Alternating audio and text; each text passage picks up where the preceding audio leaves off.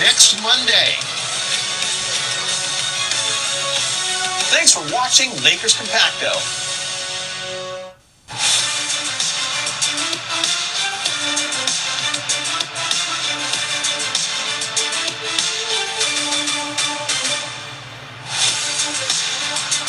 Welcome to the CIF Southern Section Florida Game of the Week from Irvine tonight, the championship game in the Epsilon League. Huntington Beach and Crane Lutheran. Hi, everybody. Welcome to Inside the Broadcast Booth. He is Tony Moskal. I'm Cooper Perkins. Nikki K is down on the field. And, Tony, this is a great matchup, great quarterback matchup, two very improved teams, and they're going to duke it out tonight. You look at the numbers there. It's equal. There's no real major thing you can look at and say this team has an advantage or that team has an advantage. These are two very, very evenly matched teams playing for a league title. Yeah, they've both taken care of the ball really well. They take the ball away really well. There's a lot of strength versus strength tonight. The big thing for Huntington Beach is the improvements on defense. 16 points per game, vastly better than a year ago. And for Crane Lutheran, they're throwing the ball much better. Caden Jones is healthy. We'll get to him in just a moment. They're scoring more points as a result. And what you want to do is when you improve, you look at one of the things that you want to do is like, well, hey, right away it's the scoreboard. We need to give up less. It's cliche-ish, and we need to score more. Duh, Tony, everybody knows that. But it's a simple fact, and they've done that all this year. We told you about the quarterback matchup, and everyone around the Southland knows who Brady Edmonds is. He is the signal caller for Huntington Beach. He's one of the top quarterbacks in the junior class, and this guy can just sling it all over the field. His numbers this year are insane. You look at him, almost just under 8,000 yards in his career. 86 touchdowns, can make every single throw. Coach Matthew Hatchett says this kid is the entire package, and he's the leader of this team. He's got a tremendous receiving corps, and that's why he's going to Ohio State. Mentioned Caden Jones in passing, talking about this Crane offense and their improvement. He was injured last season in the fourth game of the year against San Juan Hills. He's back, and to say he's healthy would be an understatement. He is lighting it up this year. 24 touchdowns, no interceptions. 0. He has done a phenomenal job taking care of the ball. Also, his deep ball has gotten better. Coach Curtis told us that he's throwing that a lot better, which allows him to stretch the field. He's the fastest guy on the team. He's also a point guard on the basketball team, which means he knows how to lead a team, and he's done that so far for this Saints team, and we're looking forward to a great game tonight. It's going to be a fun one. The championship in the Epsilon League is on the line. Huntington Beach and Crane Lutheran. Kickoff is just around the corner.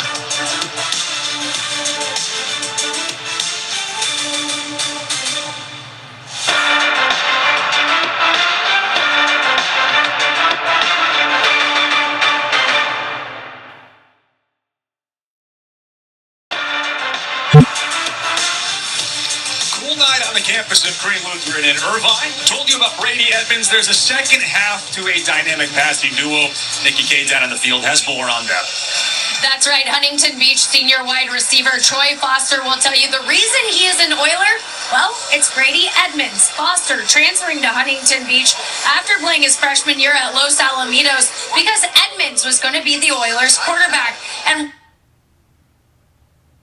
up playing Pop Warner football together, we had insane chemistry. I knew Brady was going to be a top 3 in the nation type of quarterback. It made the decision a no-brainer. And when I asked Foster to reflect on his time at Huntington Beach, he said, listen, my sophomore year was a little tough. We went 4-6. Now we're 7-1. I've connected for 34 touchdowns with Brady. And I asked him to describe how it feels to play alongside Brady. He said,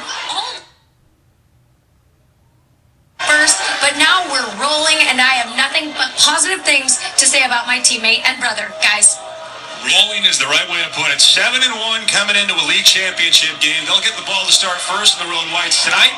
Foster is back deep with Jamel Champion. It'll be Champion who comes up to take it at the 15, and he is fortunate to get a couple of yards onto the sideline. He was cut off immediately by Mark Ricks, and here comes Brady Edmonds and this Oilers offense. You know, Tony, we talk about the passing game, just how electric these wide receivers are. It's not just Troy Foster. He's got a couple other guys at Champion and Steel Curtis. What you want for a top-notch quarterback, and what they always find a way to do is get the ball to other guys. And you look at that, you've still got Dylan Bruce out there catching the ball. You've got some running backs that can catch the ball. And you look at those numbers, we talked about Jones, 24-0. But look at Brady Edmonds, 26 touchdowns, only 2 interceptions.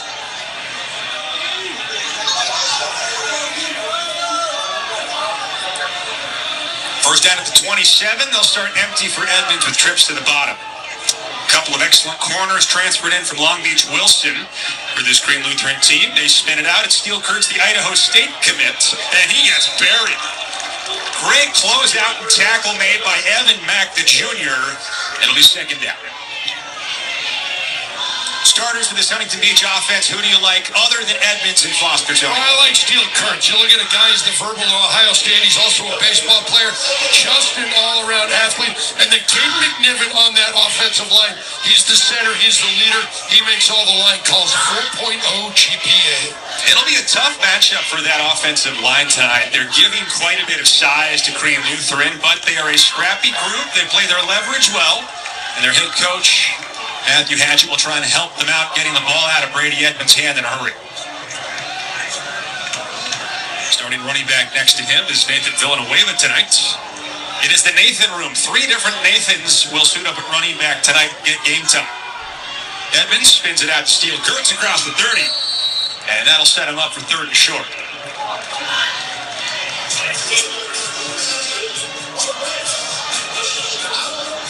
They'll give him the first down.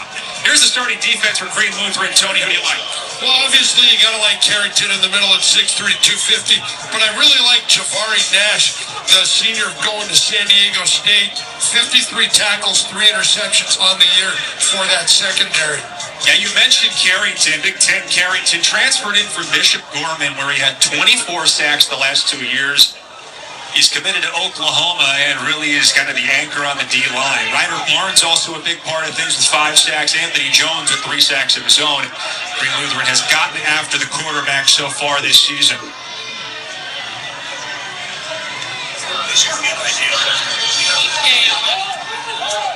Quickly complete the Foster, who splits a tackle and gets loose.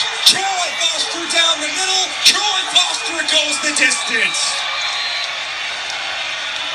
63 yards as Foster slips the tackle and is gone.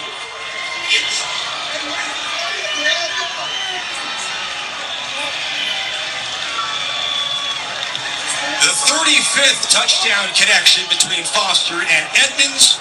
His 16th touchdown catch of the season, and a brilliant start for Huntington Beach on the road tonight.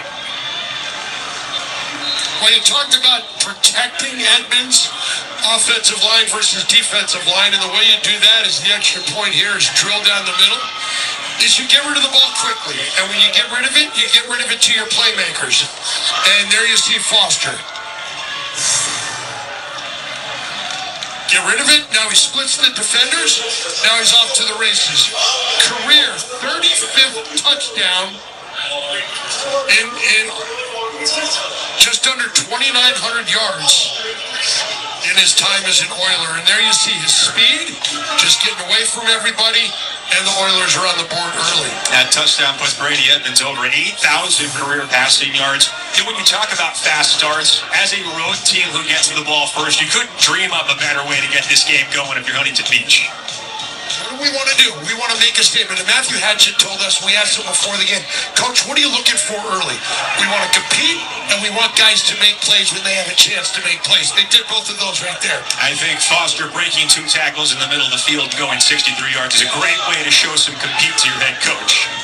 So now Green Lutheran will have to answer for the first time tonight. Caleb Bay goes back deep to return the kickoff from Jason Dunham. Dunham, a senior, is headed to Long Beach State to play baseball. One of a couple of future college baseball players in this game. Future dirtbag, and I don't mean that as an insult. No, that's their name. And they take pride in it because they play dirty baseball. Damari Hall on the short kickoff as he is met. Short return, Xavier Atkinson, the sophomore, stops him at the 25. And now we'll see the Saints on offense for the first time and get a look at Caden Jones. Tony, we talked about it at the top of the show. This kid is electric. Very electric. We talked about, Coach Curtis said he's very much like Cool Hand Luke. That's an old movie from the 70s in case anybody wants to watch a really good movie. I don't think anyone's going to do that tonight. No, but the point being, he's an even-keeled personality that doesn't show a lot of emotion but does lead the team well. He is in the backfield. Bay to his left is Green Lutheran looking at a 7-point deficit. Caleb Bay on the first play of the game, and he's met immediately. Not a lot of room, maybe 2 yards on first down.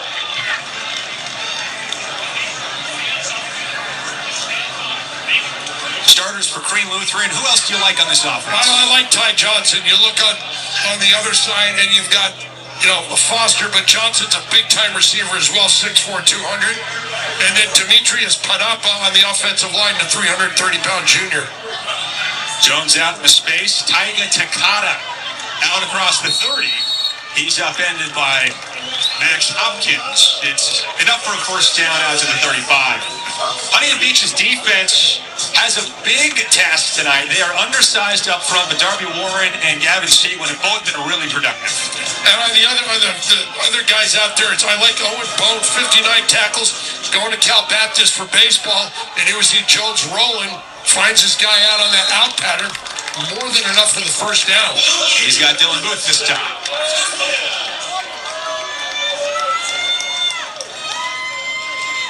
Saints going, hurry up.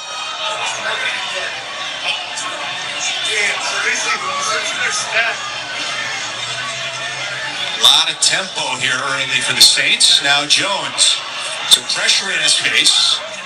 Lobs it downfield and drops it in complete to Ty Johnson, the junior. Jones just trying to scamper away from everybody. And there's a flag on the play. Here comes the pressure. That's coming from number 18. That's Darby Warren. And then he sees him out in the deep. Nobody around him, over everybody's head. Easy pitch and catch, but the flag. And it will come back. It is an ineligible man downfield, so the play is wiped out. Erased the completion for Caden Jones, but we did get a glimpse at part of what makes him so special. It's not just the plays on schedule, it's the scramble drill. He's a great athlete, and these wide receivers have finally started to grasp, this is what we do when he starts to run around. But the linemen need to understand that, because what happens when you're an offensive lineman is the longer the play goes and goes and goes, you think maybe my quarterback's running it. And he can do both. He can run it and throw it, so you got to be really careful. First and 15 and 37. Delayed handoff to Bay as he rips through an arm tackle and out across the 41, where he's met by a gang of Oilers. Modest pickup and second and 1. Bay, 7.5 yards a carry, 7 touchdowns on the season. Leading rusher for this team. Now, Caleb Bay's an interesting one. Started his high school career at Mater Dei, came to Korean Lutheran, transferred to Bishop Beaumont briefly, and then came back to Korean Lutheran. He's really found his home here, however, coming off his second 100-yard game of the season last week. Put up 116 on 12 carries in their win over Le Havre. Now Jones scrambling. He's going to tuck and go with it. Jones, flags coming behind him as he goes out at midfield. This one might come back as well.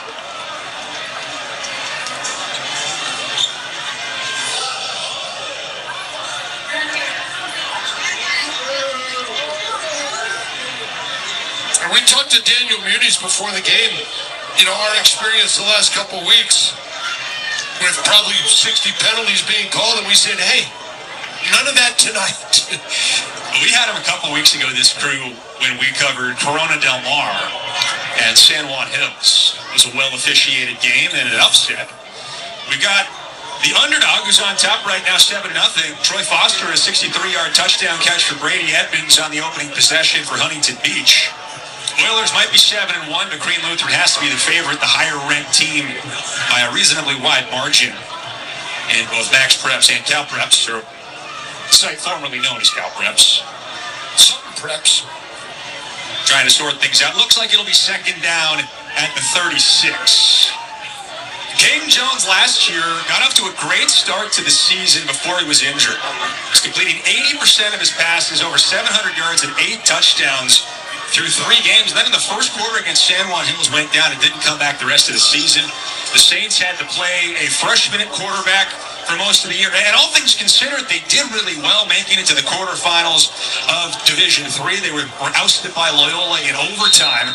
But this is a really good quarterback, and now that he's healthy, it has unlocked a whole extra gear for this Green Lutheran offense. Rolling him out, he's under pressure. And he throws behind his receiver, incomplete. It was almost intercepted by Caden Clark, the senior. Well, you saw him throw that off his back foot. Pressure was coming. There's the back foot, a little behind him, because you're off your back foot, you don't get to really step into it, and the ball kind of floats a little bit, and it gives the defense a chance to react and knock it down. Now you got third a whole bunch. 2 penalties on this opening possession. Now 3rd and long coming up.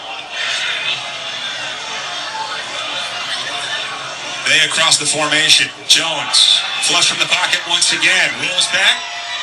Now running backwards. Watch out as he airs it to the sideline. Someone's open. It's Caleb Bay at the 40. Still short of the marker, but that was banana land stuff. I don't know what he was doing, but it worked out. He threw that thing 40 yards in the air for a 10-yard gain. But this just shows his escapability, the elusiveness. You see the spin and the little kind of hesitation. And then I think I'm going to throw this up to a guy that's wide open. And oh, look at that. It's big, and he's wide open.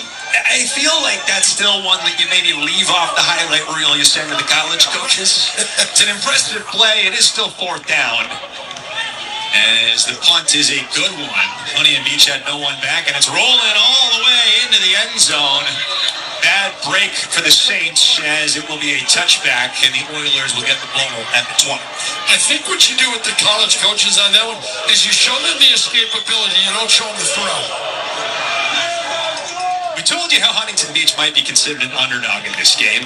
The reason for that being Green Lutheran. It has nothing to do with the Oilers and everything to do with the Saints. The fact that they are 8-0 and ranked 17th in the Southern section coming into tonight.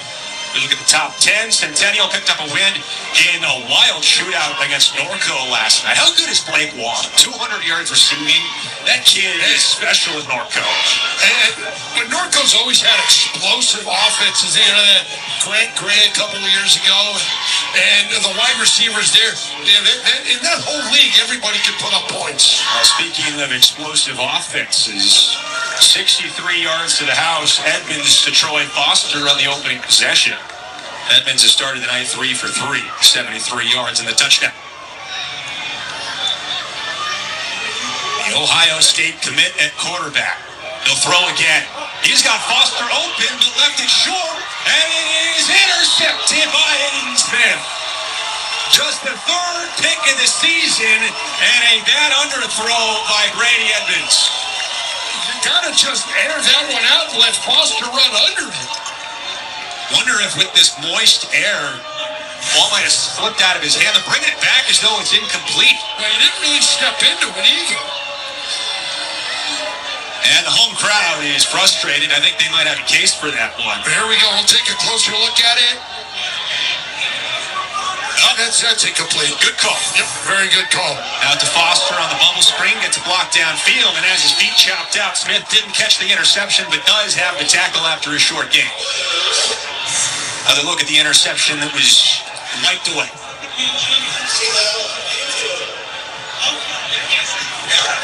Well, the crew is 1 for 1 tonight.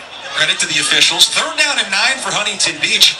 And after what has been a fantastic start for the Oilers, this is a big opportunity for the Saints defense. A huge opportunity, because then you can kind of flip the field a little bit if you get the punt and you get a good return. Huntington Beach 7-1 this season. Green Lutheran 8-0. Both teams 3-0 in the Epsilon League. Whoever wins this game will win the league. La Habra with 2 losses. Both teams having already beaten La Habra means that they are out of the equation. No 3-way tie possible. Evans nowhere to go with it. He has to tuck it. He gets buried by Smith. It'll be a loss of 5 on the play, and 4th down coming up. Aggressive defense. You look at this defense, the amount of points they've given up on the season, which is not a lot. Edmonds trying to get away. Nobody's there. Spin. Great pursuit by the defense and giving up 11 points a game. Smith picks up what is his first sack of the season. Max Hopkins will do the punting, sending it away to Taiga Takata. As Takata had a big return earlier this season, 65 yards against El Dorado, and the kick just gets away. Short knuckleball, kicks off Takata. It is a live ball. Dives on top of it, fortunate to get it back. That was almost disastrous for Green Lutheran. The Saints will be on offense when we come back. A hurried start on senior night as the Saints look it up at a 7-0 deficit at home.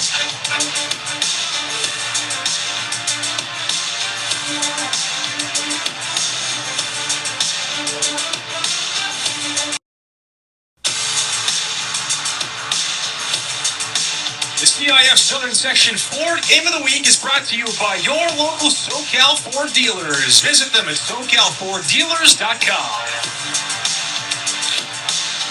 A long touchdown pass on Huntington Beach's opening possession. The only score so far. Green Lutheran gets the ball back after a punt. Tony, they had to kick it away on their opening possession, but what did you like from the Saints offense the first time we saw it? The bad craziness of Caden Jones, man. He's exciting. Caden Jones is definitely an experience. Tons of offers all around the country for the Junior Jones.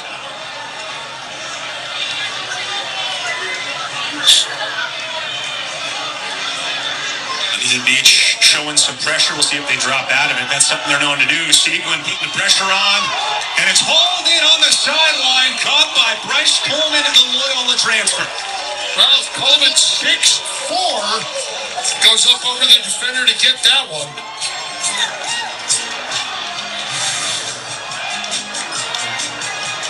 Right before Jones gets hit, you see Coleman go up. Being defended by number 14, Hopkins. 19-yard catch for Coleman, who's having a huge season after transferring from Loyola. He's already surpassed his receiving yards total from all of last year. Now airing it down the far side. Incomplete for Johnson. Good coverage that time by Dylan Cunningham, the junior. Well, Johnson saw Cunningham coming over from that safety spot, kind of alligator armed it, because he was going to get rocked. It's one-on-one. Here he comes, sees him, he's like, oh, maybe not.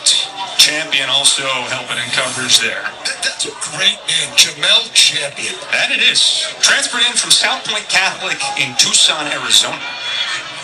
Going up against Ty Johnson, who transferred in from Lampasas, Texas. A couple of out-of-state kids squaring off on the far side of your screen. Bago's in motion on the orbit around the formation. They spin it out to him, and he bounces off a tackle, but does not get away from the second man as Darby Warren slams him down for a loss of 3.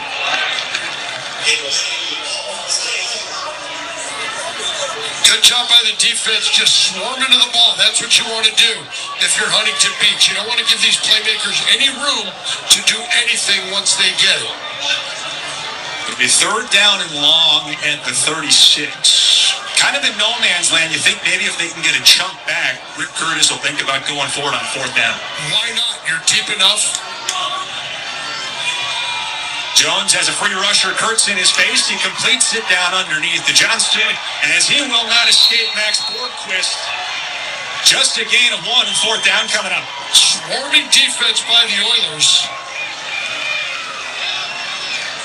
Borgquist, number 42, just getting all over that.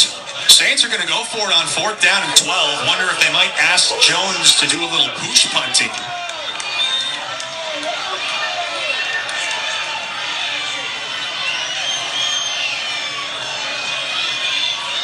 As Huntington Beach defense has cut their scoring average almost in half year over year. They've been great this season. Jones on 4th down, looking for Johnson, had him open and missed him. Turnover on downs, the Oilers defense stands. Looked like he was held up just a little bit by Steuben, but not enough for a call. But once again, it is this Huntington Beach defense that wins the moment. Just about 8 minutes into this opening quarter, and I think Matthew Hatchett, the head coach in his first year for Huntington Beach, has to be thrilled with the effort and competition level he's seen so far from his team. That was what he talked to us about before the game in this week. I just want to see how our guys compete. There's Rick Curtis, the head coach for Korean Lutheran. It's interesting watching this team. They're undersized comparatively next to the Saints, but they're playing like they are the same size, if not bigger. Sometimes you just go out and play with that reckless abandon and not worry about it. You just go play. Brady Edmonds, 4 out of 5 to start his day. Hit a touchdown pass to Troy Foster on the opening possession. Quick timing, it's Foster again as he spins out of a tackle, and watch out, here's Foster inside the 40. That's the same play. It's that quick little slant. Edmonds strong enough to just get that thing there on a rope. 2 steps, boom, there it is, and Foster does the rest. 29 this time for Foster. This kid is good. Well, you look at him, he's got over 100 yards 10 times, 150 a couple, 200 a couple. The amount of he's got 2 touchdowns in a game 7 times. Backwards play this time for the Oilers is Villanueva, the sophomore, dropped for a loss of 4. Great penetration that time by the defense for the Saints. That was Anthony Jones in the backfield. Only twice this year has Foster gone under 100 yards. There you see the penetration from that Korean defense. That's the way you bust up a running game. Huntington Beach doesn't necessarily want to run the ball all that much. They simply want it to be effective enough where play action matters. There you're getting a free 5. Talking about Foster, Matthew Hatchett said to us, they didn't really move him around a lot in past years. And he talked to him, he said, hey, if we move you around, you're going to catch more balls. And being the team player that he is, he said, move me. Put me in the slot. Put me outside. Put me wherever you need to. And Foster, for the time being, is committed to Colorado State. The time being. Have to wonder if that might change now with Jay Norvell getting let go at Fort Collins. We're in that time of year where college coaches, that hot seat starts turning into a boiling toilet as their years and careers come to an end. Well, careers don't come to an end, but the best job may be the fired head football coach in college. Back to Foster, has another one, as they just can't get him down on first contact, down to the 25. You get him the ball quick, and that's what Edmonds has done 3 times, and then Foster's athleticism and his ability to break tackles.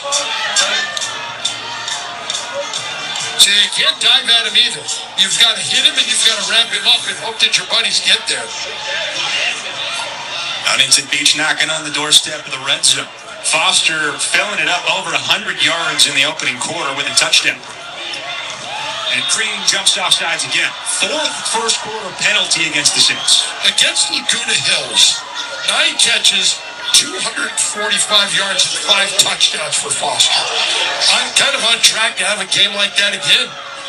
He's on pace to have a whole lot more yards than that tonight, but we don't really look at pacing that way. Huntington Beach capitalizing on a big play early and some great defense to get Korean Lutheran's offense off the field. A chance to go up 2 scores now at the 20 on 1st and 5. Hand it off. Villanueva slips right through and bulldozing ahead. That's Xavier Atkinson, the sophomore. Hasn't had a whole lot of work this year, but he picks up 13. It's patient running. Watch him coming right at us. Sees it, pushes the guy out of the way, hits the hole.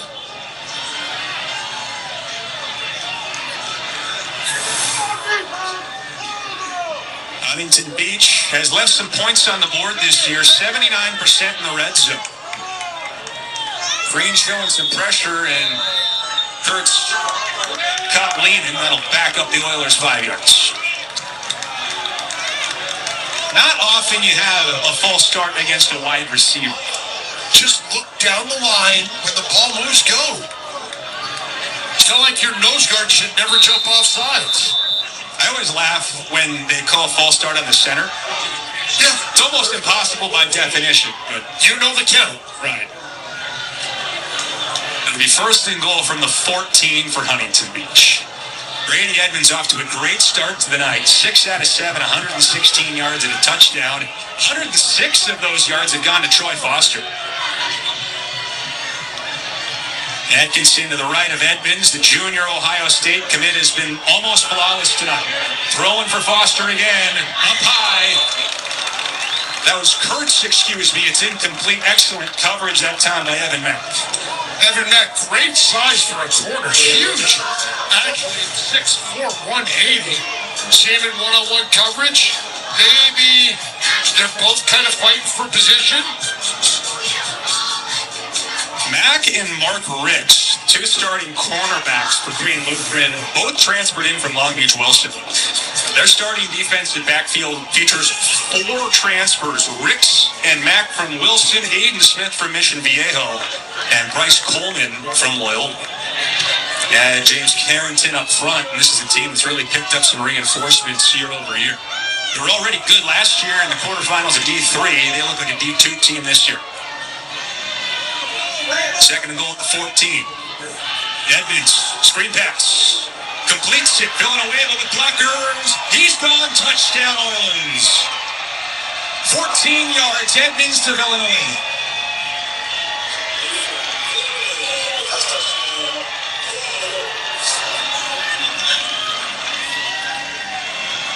What a start for Huntington Beach on the road tonight. Well, talk about making a statement. Matthew Hatchett said we want to come out and compete and let guys need to make plays when they have a chance. And there you see it again with a guy making a play. Dunham socks through the extra point. It's 14-0 on the first receiving touchdown of the season for sophomore running back Nathan Villanueva. Watch that defensive line come up. There's 4 of them right there. Get those 3 offensive linemen out front. Villanueva, nobody around him, walks into the end zone. See him coming again. Look at that. Great blocking. Foot race. He wins it. So Huntington Beach has absolutely stunned this crowd on the road in Irvine. They have hit the road. The Epsilon League Championship hanging in the balance, and what a start for Matthew Hatchett's group. On the inverse, if you're Cream Lutheran, how do you respond to this, now having given up a 6-play, 65-yard touchdown drive to go down 2 scores? I got to answer by doing something productive. I got to string a couple of first downs together. I got to put a good drive together and get something out of it. Perhaps that'll come on a big return. They haul the 2 deep men.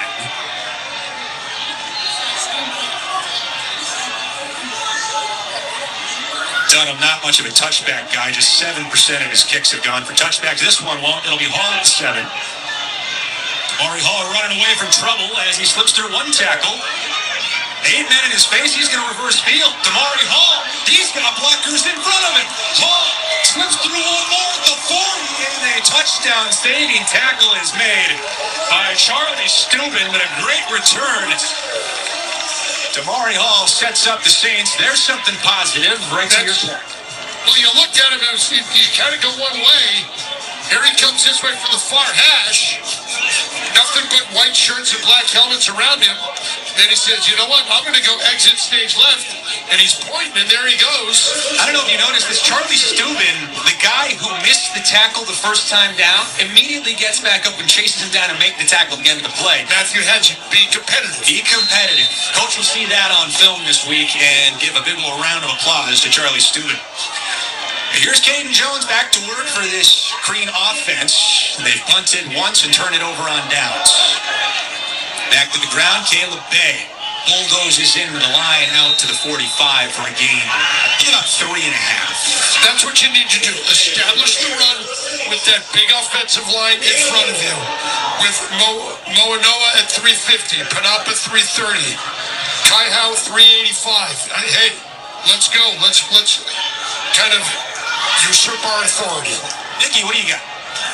Well, I spoke to Nathan Villanueva after that touchdown run, and he actually had one of his teammates who videoed the play, and he pointed it out to me. He said, Look, there's the screen. I hit the gap and I was gone. And when I asked him how much fun he has on runs like those, he told me there's nowhere else I'd rather be, guys. A teammate videotaping the play. I hope the teammate's injured, not playing. Tiger Takata with a short completion from Jones. We've heard that the player is, in fact, an injured player, so they won't get the wrath of Tony Moskal. Well, it's just you want to be in the game. You want to, stay ahead in the game. That is Kids correct. are on their phones enough. So it'll be 3rd down and 4 after the modest 2-yard gain. And this Crean offense that came into the game averaging almost 40 points per game and 300 passing yards has 55 yards of offense and 4.2 yards per play. Looking at potentially having to punt for a second time. Still 20-plus seconds left in the opening quarter. Jones rolls back to the near side, throws back, completes to Bay. At midfield, tiptoes his way out close to the marker. Looks to be short, but Rick Curtis might think about going for it. Yeah, you're at the point in the game where I think you need to go for this, and you desperately need to get this first down. You need 4th down and 2. You don't want to give Edmonds the ball back with all the confidence they've got. 11 of 14 plays so far for the Saints have been pass plays. They're lining up with their quarterback, Jones, split out, and Dylan Booth, who is committed to Hawaii in the Wildcat. Bay in motion. It'll be Booth. Off to the left, and Booth is stopped short. Huntington Beach stands up at midfield.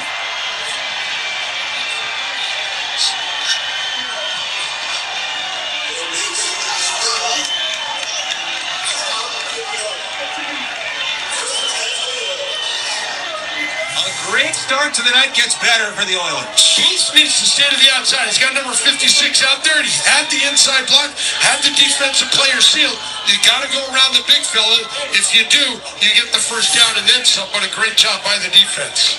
This Huntington Beach defense has been shockingly good tonight, not because they haven't been impressive this year, simply because they're looking at a huge size disadvantage up front. They are being physical and winning the point of attack so far. Sometimes when you've got that, I don't want to say little man mentality, but they're playing with toughness and grit and not letting it get to them. Edmonds, a couple of touchdown passes already in this opening quarter. Hands it off to Atkinson as he hesitates and pushes his way for 2. They'll give him 3. It'll be 2nd down as that is the final play of the opening quarter. And it was a quarter dominated by the Oilers.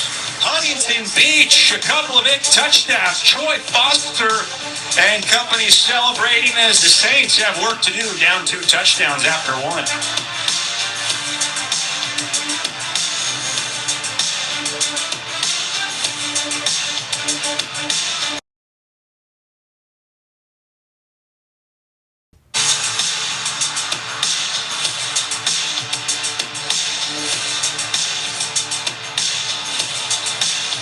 Crean Lutheran shell-shocked in the first quarter. Huntington Beach up 14-0 with the ball.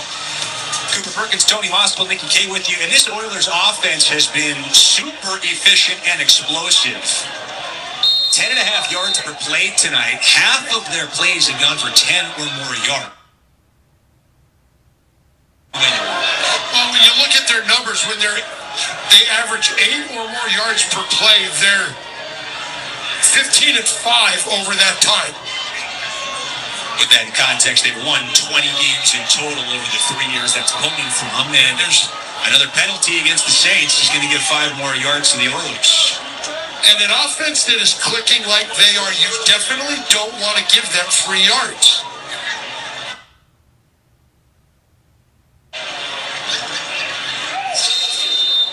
Last year, Huntington Beach's offense struggled to solve the Saint defense. Just 178 yards passing, limited to 1.5 yards per carry on the ground. So far tonight, they've done it through the air. 130 yards already for Brady Edmonds, the junior headed to Ohio State. Straight drop for him. Climbs the pocket. Airs it out. He's got a man. Caught. Touchdown, Troy Foster. 47 this time for Foster.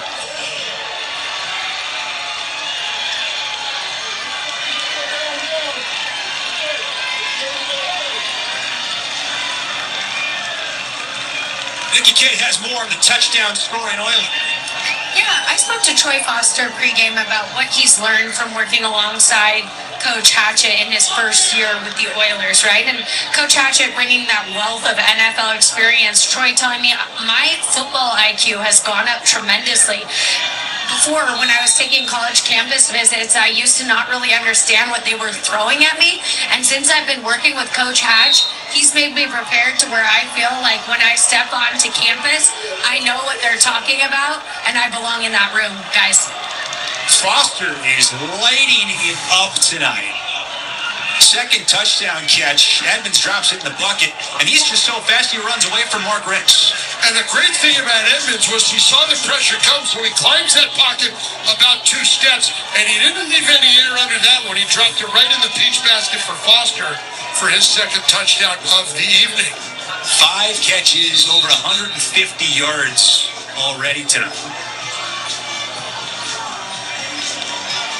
Just a stunning start on the first play of the second quarter. Huntington Beach goes up 21-0.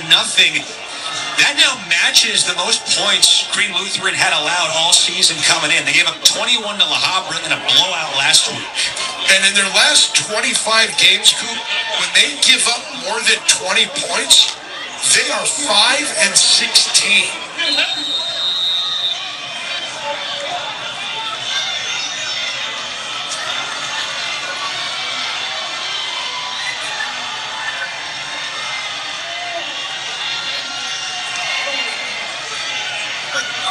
And Hall back to return. Hall already one electric return tonight.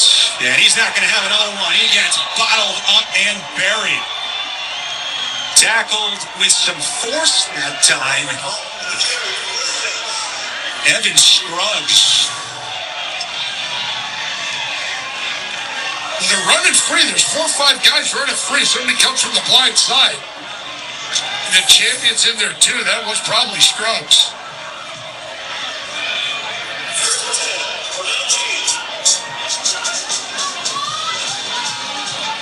So now this Saints offense comes back out on the field, facing the biggest deficit they've had all season by a mile. I mean, they're 8-0 coming into the night. 21 points matches the most they've given up in an entire game this season, and they've done it in just about 1 quarter. 1 play from scrimmage into the second, and Huntington Beach is up 3 touchdowns. This is, however, a Saints offense that can score in a hurry. Great vertical passing game. Jones to the outside, and oh boy, absolutely buried. Jamel Champion lays it on Taiga Takana after the gain of 6. That pass has a lot of names to it. It's a buddy pass, it's a lookout pass, it's a hospital pass. He just gets drilled going up. Does a great job holding on to the ball, though. I'll give him that. Jones is 9 out of 12, but for only 52 yards. Longest completion went for 19 to Bryce Coleman. Did have a nice completion as well to Takata, wiped away on an eligible man downfield. Caleb Bay spins his way up the gut out across the 30. And he has 8 yards for a first down. And if they could just sustain a drive here, eat up a bunch of the clock, give that defense time to talk about things on the sidelines, then you're right back into this game. You get the sense the only thing they absolutely cannot do is give the ball back quickly. No, 100% no, because you don't want to go down 4 scores. Because they're showing right now, this offense is showing right now that they're almost unstoppable. They came into the game averaging almost a first down per play. It's been a different story tonight. Begg hesitates, weasels through 1 tackle and tries to spin out of another. Close to another first down for Green Lutheran.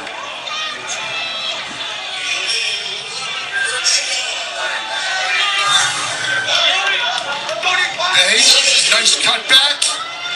And then right there, what Champion's got to do is don't just shoulder him. You got to wrap him up. Too many guys at every level of football, they just try and come in and do the blow-up tackle where they just drive the shoulder. You got to hit him. You got to wrap him. Darby Warren made a stop after an 8-yard gain for Beck. They commit to the run game, and a flag is going to back them up 5 yards. A mistake-filled first half. Now the 6th penalty against the Saints. Now, we talked to the officiating crew about this. These are just procedural penalties. These aren't even judgment calls by the officials. It's not like this is holding calls, personal fouls. This is stuff that people at home can see with no problem. You haven't been with us all night. Huntington Beach has dominated the first half of this game. Brady Edmonds and Troy Foster have been a two-man wrecking crew. They've combined for 153 yards and 2 touchdowns. Rick Curtis's team has struggled to get any kind of consistent offense. It's 4.5 yards per play. Here's Cade Jones on play action, works it out for Johnson. Hopkins stays with it, makes the tackle. Max Hopkins almost let him go, but gets him down to 35. Well, Hopkins does a great job of holding up the blocker, then waiting for him to make a move, then getting rid of the blocker, and then jumping on Johnson. Loss of 1 yard on the play. Second tackle for loss of the season for the junior Max Hopkins. Picked up his second interception of the year last week. That was against Foothill in a surprisingly close game. Knights kept that one within a touchdown. This team pretty aggressive, 40 tackles for loss, 25 sacks on the year. Yeah, their sacks are way up. 3 sacks per game this year, just under 2 sacks per game last year. This front four is undersized but aggressive. Out to Coleman as he gets dropped by Champion. Another big loss. And that was not very smart on Champion's part to just stand over the guy and taunt. That wipes out what was a great defensive play and is a gift to a Crean offense that has been struggling to find any kind of forward momentum. You made a great play. Everybody in the yard knows you did. That's not necessary. And you see one of his teammates comes over, I think that's number 35, or 25 cents, yeah. Or was it 5? Saying, get out of here, don't be doing that. That's one of just a handful of penalties that goes for an automatic first down at the high school level. And without that help, Crean Lutheran was looking at a punt situation for deep in their own end. Now they get a mulligan and a second chance at life at the 45 with 1st and 10.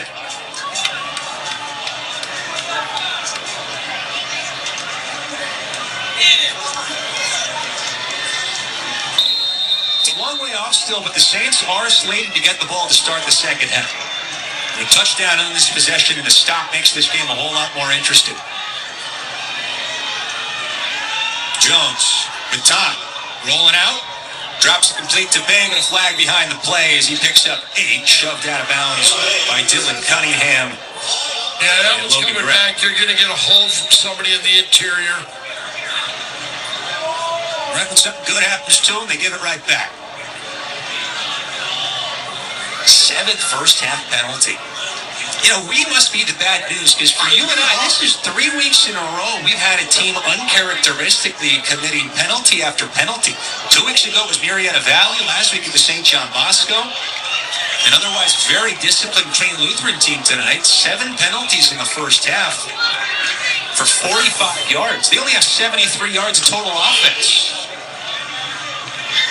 And the funny thing last week is I texted Jason Negro on Saturday, and he sent me a picture of one of his assistants dropped the yellow flag in the middle of his office. So when he came in on Saturday morning, that was the first thing he saw. Well, after the game, when Nikki Kay did the interview with Phil, it was very funny. The whole team behind him said, "Yo, we're running this week. We know we're running this week." It was very funny and cute. First down and 20. Jones, wide open man. This time is Takata. He gets a block and gets outside across midfield in a big play for Crean Lutheran to the 47. And a penalty after the play. Looks like it'll add 15 more.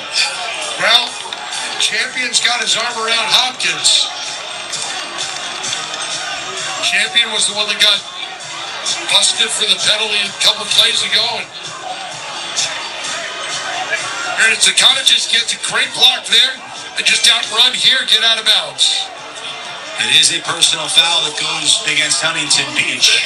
Second big mistake of the series for Huntington Beach's defense. There you defense. see it, just the outside of our screen.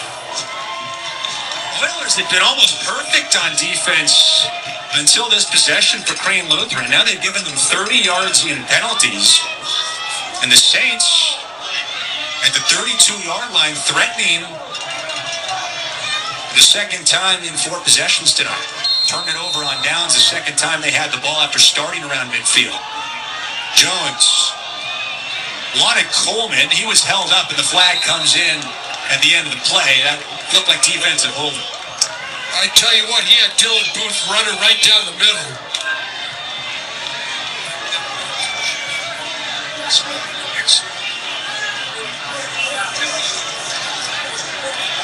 So another penalty. Pass interference. Watch Booth here, 0, right in the middle. If we were gonna...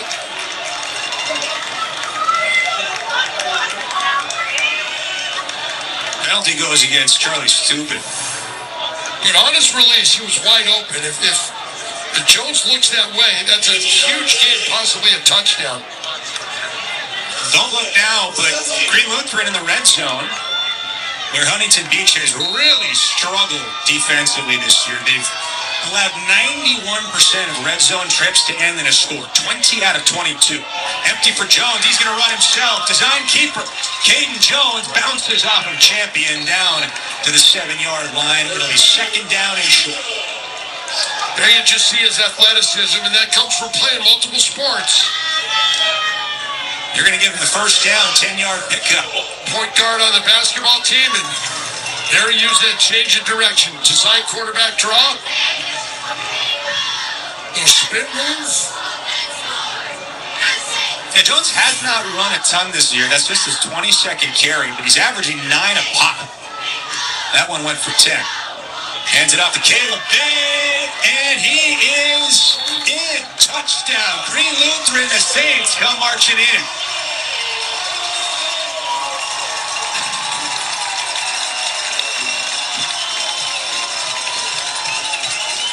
Right when the game was starting to get out of hand, Green Lutheran capitalizes on a couple of penalties and muscles it into the end zone. Big touchdown for the Saints.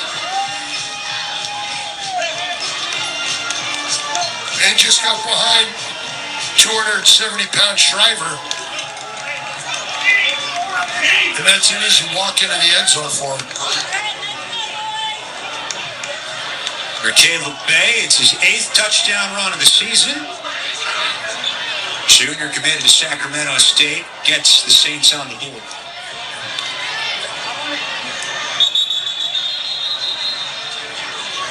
And before the kick by Eric Meow, it'll be a whistle stop things. Offsides goes against Huntington Beach.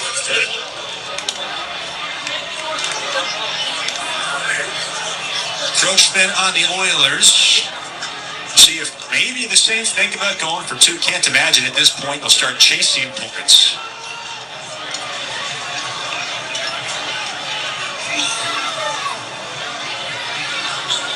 Big time touchdown drive. They got some help on the penalties, but they still had to capitalize, and capitalize they did.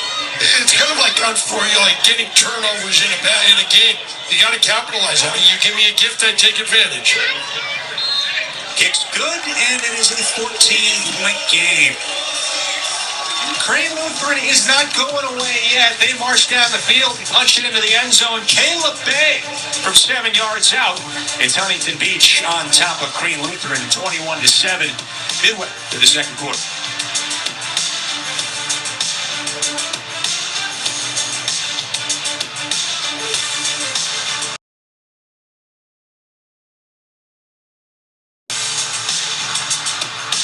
Welcome back. Crane Lutheran finding the end zone for the first time in the first half here. And when I asked Rick Curtis about the unsung heroes of this team, he pointed out his offensive line.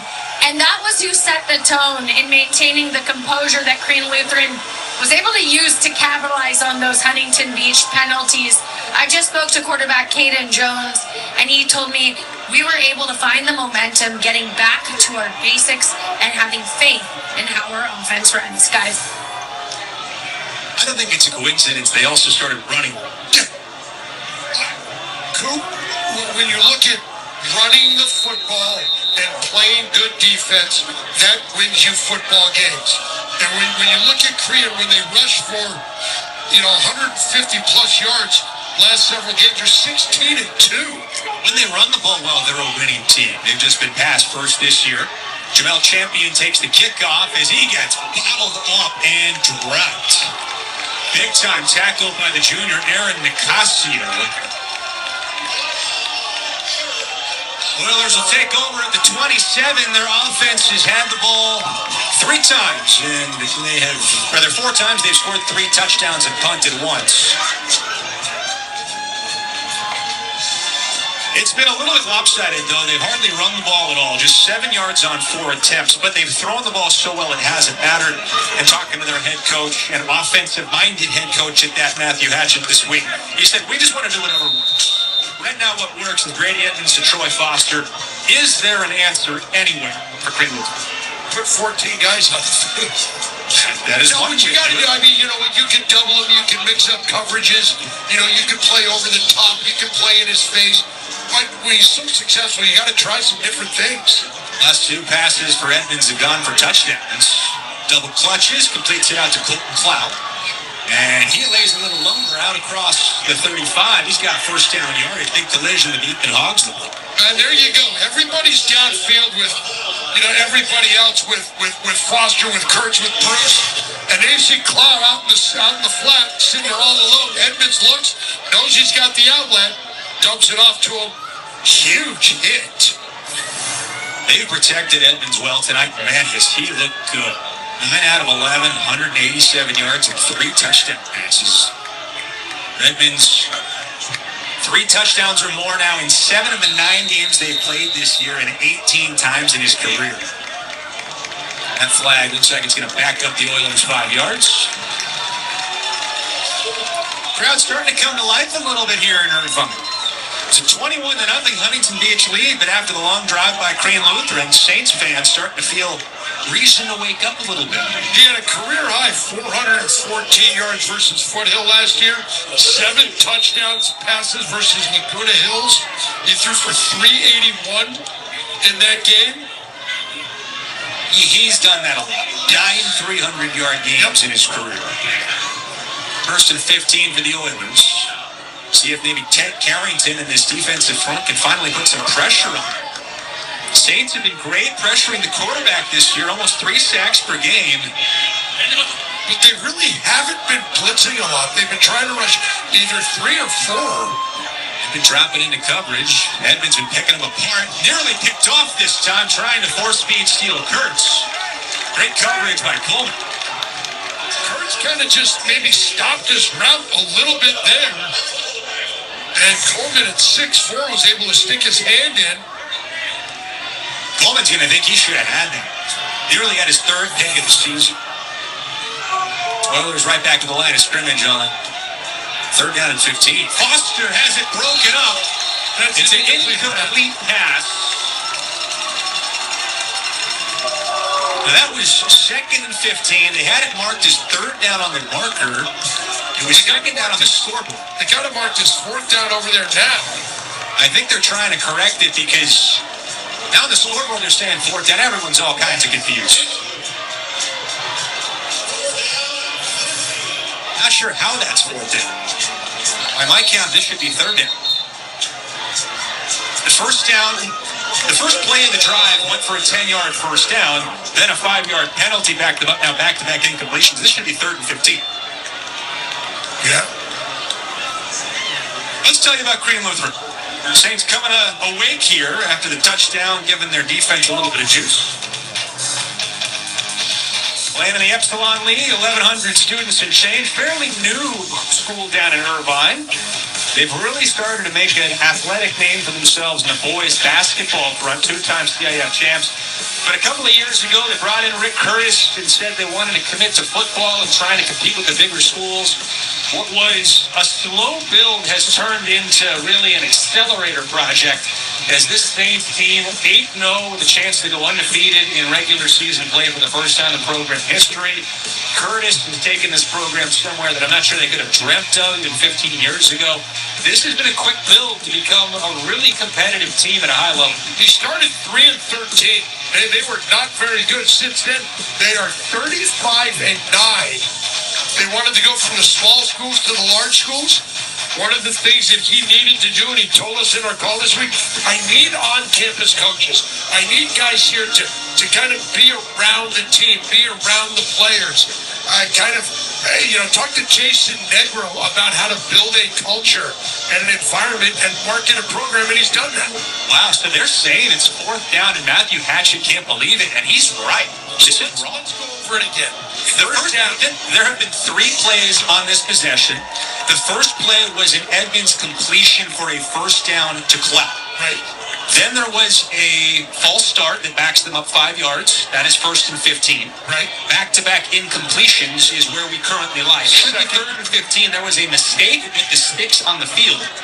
It is 3rd down. They still have not made that official as Hatchett is trying to get this sorted out, and I think they've told him it's 4th down.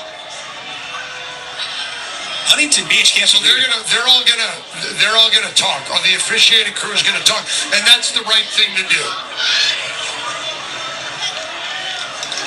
So everyone here in the press box thinks it's 3rd down. Usually the guys have the rubber band on their fingers.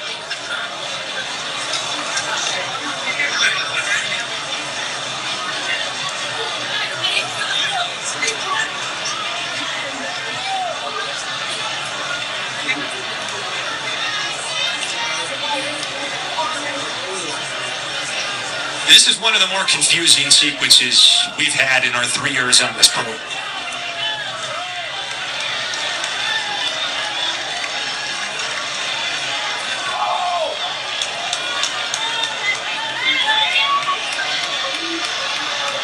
And they have changed it to 3rd down. Rick Curtis is getting his explanation. The marker on the field now reads 3rd down. The scoreboard reads 3rd down. And no argument for Rick Curtis, so he knows, you know what? This is correct. They got it right. It took a little bit of time, but we're happy to see that this is taken care of. Still a big opportunity for this Crean defense to get off the field, and it's an obvious passing down, which means their pass rush might be a little bit more of a factor. And now you got to just find out where's Foster. Where's the big fella?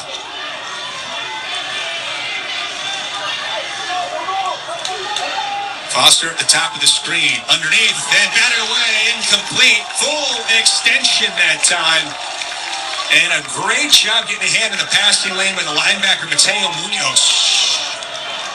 And after all of that, it turns into a moot point for them. Edmonds looking. That's just a tough throw to make for anybody into that tight window.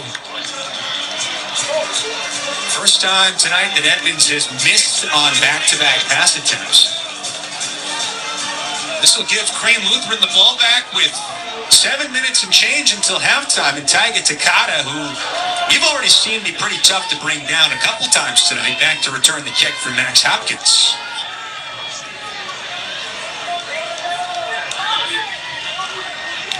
Ball nearly got it, but it is a good kick, and Takata a chance to return at the 35. Shimmies past one and then gets thrown out of bounds, and a late hit right in front of the Crean bench as they're going to get Nathan Santalon, the sophomore running back, 15 more yards, and Crean is cooking with great field position. You know he's going out of bounds. You see him going out of bounds.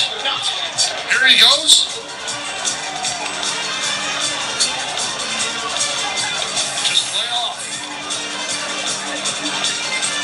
Three personal fouls in the second quarter against Huntington Beach, and all of them have been mental mistakes. These have been lapses in judgment. So now this defense for the Oilers is getting a big ass. There's the call officially. Personal foul, late hit out of bounds. So now the Oilers defense that was so good early in this game finally has to step up in a situation where the momentum is turned. Crean by hook or by crook, has now found themselves in a position where the momentum is on their side. They have a chance to make this a one-score game. How do you respond if you're a defense now starting in your own territory and reeling it? I got to not look at the scoreboard, not look at what just happened, and I got to go back to what I was doing early in the game. Just play what they probably call Oiler football. That starting field position of the Knights. For this Green Lutheran offense, 107 yards of total offense in the first half on 23 plays. Not a great average. Jones looking to throw. Great protection. Now rolling out. Drops it short to Caleb Bay. He slips one tackle, and he's out to the 6 for 10. Nice elusiveness by Caleb Bay.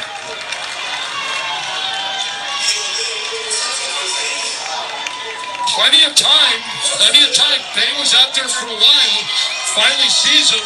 Get good yards, enough for the first down, and they're in business. Jones has hit on 7 consecutive passes. He's 13 out of 16 on the night.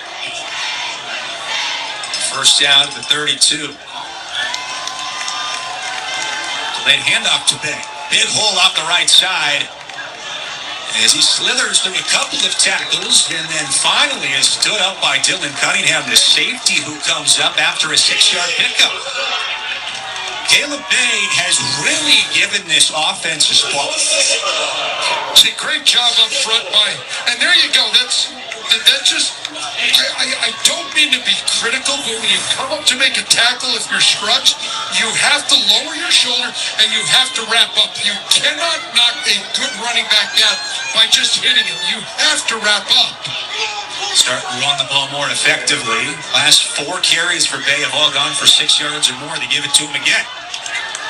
And he's going to have another first down.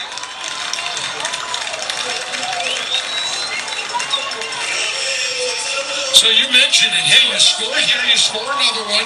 You keep them off the scoreboard. You get the ball to start the second half. All of a sudden, we've got an interesting game. At the 21. Tempo for Green Lutheran. Back to Bay again. He shakes one man and slips his way into open space down to the 11. Another first down for the Saints. And that's Bay just doing a great job finding the gap, hitting the hole, seeing that maybe nothing's there, and then bouncing. Good job by the outside guys, staying on their blocks. 4 straight touches for Bay as he's done all of the work on this possession that started at the 42. Timeout called by Huntington Beach. And this is a good timeout. First of the half for the Oilers. They're reeling as Green Lutheran, listen to this crowd. They've started to come alive. They're going a little bit nuts here. They sense it. Let's tell you more about the Oilers and Huntington Beach High School. I already told you about Green Lutheran. This is a much older school, been around far longer and has a legacy that's a little bit different than your average high school. One of the notable alums, surfer Corky Carroll, class of 1965. He's, by many people, considered the first professional surfer. What qualifies you to be a professional surfer back in the 60s? He did light beer for Miller commercials. You know what? There were different surf competitions going on for years, forever. You know, again, Corky Carroll, I remember, was one of the first ones I remember watching Wide World of Sports as a kid, and they would do all different types of sports. Surfing was one of them at the Bonsai Pipeline. That's a pretty fun, notable alum to have. Oh, yeah. So now, first down at the 10, the first and goal from Green Lutheran, and they're just bulldozing their way down the field. I feel like this is what you and I expected to see a little bit more of. Where's the answer for Huntington Beach? Go to a 4-man front. Bring your linebackers up. Make Caden Jones beat you with his arm, because right now they're killing you running the ball. Bay has done all the work, 4 straight touches on this possession. He's getting a break, however, as Dylan Booth gets the handoff, and Booth off the edge. Spun down after a short gain of 4. A good tackle by Cunningham, who led the team in tackles a year ago.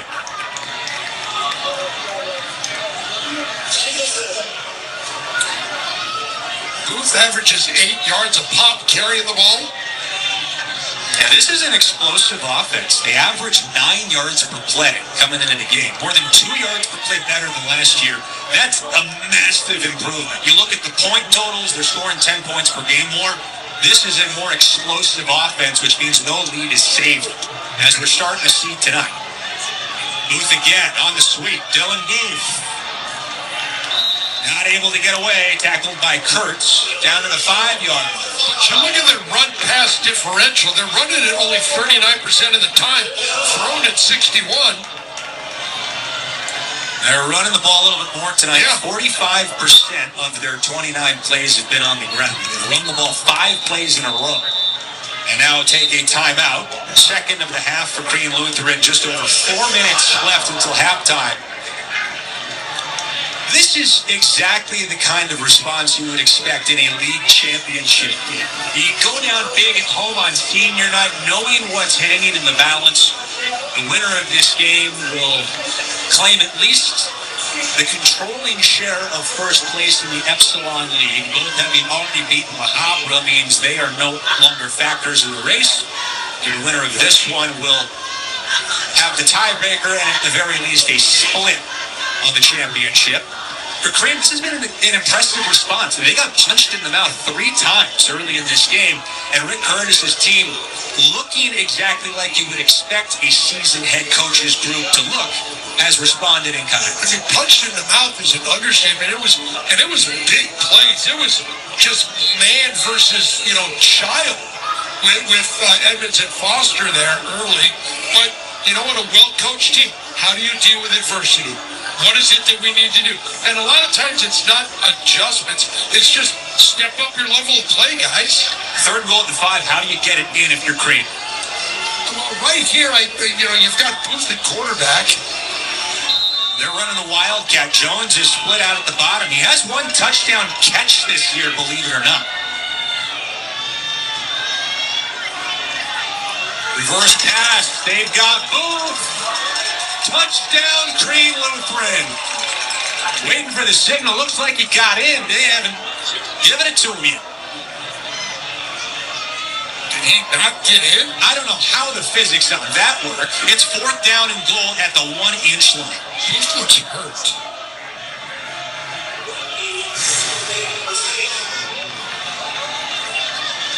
Little reverse pass. He's in the end zone. Well, they give the effort by Kurtz a reward. 4th down and goal. Dylan Booth alone in the backfield. Can he pay it off for a touchdown this time on the 8th play of the drive? Timeout taken by the Oilers.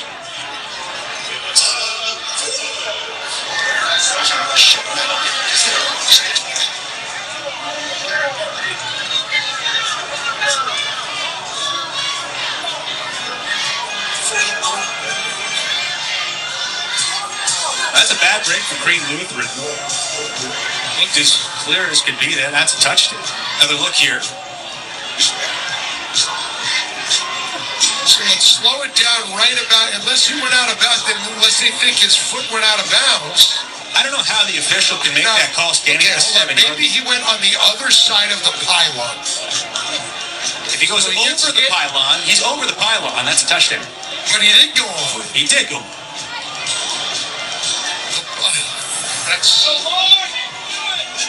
So his feet went behind it, the ball went on the other side of it, so that's got to be... Ball went over top of it. It's like a fly ball in baseball that goes over the foul plate. It's a home run. Now, can the Saints pay it off, or can Huntington Beach turn this into a huge break? Well, I'm just going to get behind that big offensive line.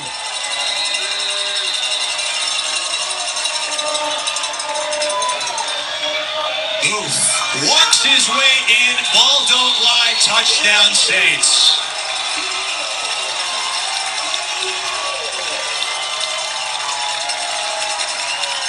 Well, that time he got everything over. That kind of makes you exhale a little bit, because that would make you sick if you get stopped on 4th down after having what should have been a touchdown on 3rd down. But that's just smart. It's getting behind that big offensive line, averaging over 300 pounds, and saying, here you go, Booth, get that 5th rushing touchdown of the year.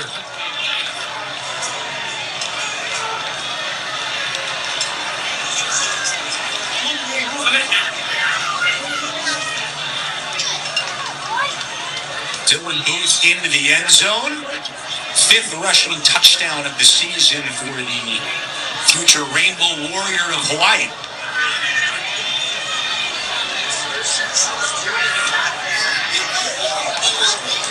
back-to-back touchdowns now for Green Lutheran as they've scored twice in 4 minutes and change. And have cut a 21-point deficit down to 7 after the PAT is good. Impressive drive by Green Lutheran. Only had to cover 42 yards, Tony, but they did it with 6 rush attempts, just bulldozing their way down the field. There was a little bit of help there. Great job just finding your guy out and finding Bay out in the open flat. There he is again. That's where you got to wrap up. You can't just arm tackle guys and hit them. Bay had 32 of the 42 yards on that scoring drive. I love his patience.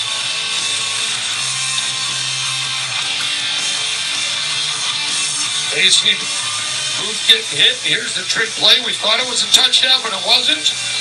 But eventually the Saints get in for a touchdown, and they bring this to within 7. Now Huntington Beach has it on their offense to answer. Just over 3 minutes to go until halftime. Knowing that Green Lutheran will get the ball back to start the second half, kind of feels like points are a must for the Oilers right now. You don't want to be tied early in the half. You want to answer what they just did. And you've got the ability to because you've got some explosive players. Very short kick to take in at the 14. It's Troy Foster. Ankle tackled at the 33 as Brady Edmonds in the offense will come back out for Huntington Beach. There is a flag at the 39. The Green Lutheran is expecting it to go against Huntington Beach.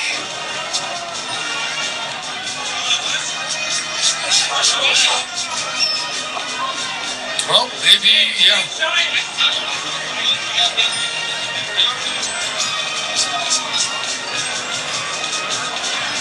Block at the back.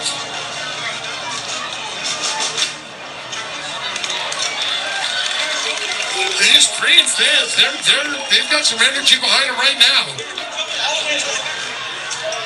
You and I were walking around before the game. This is an awesome facility, this campus in Irvine. And the way they have their football game set up, which was something Rick Curtis wanted to have implemented when he took over the program in 2020, said, why don't we play our games on the home field? Why don't we play them on campus? Let's do that. It took a little bit of rework and some logistics, but now they've got this thing down to a science. And this is an awesome little venue for high school football. It's perfect. You know, the campus behind us, it's spectacular down here. It really is. You know, about 1,100, 1,200 kids.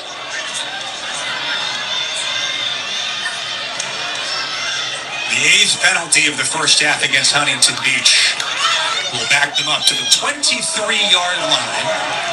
So you got to keep an eye on Foster. And then it looks like he's in the slot. They got him locked up man-to-man with a little bit of help over the top. Brady Edmonds started 9 out of 11. He's missed 3 in a row from Huntington Beach. And moving back 5 more yards.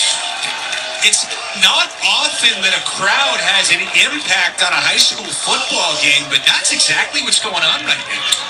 It seems it's not really a wow, boisterous, but they're making some noise. At the very least, they're making well-timed noise. Get a look around at what the scene is like. Student section for the Saints. We're in pink in honor of Breast Cancer Awareness Month.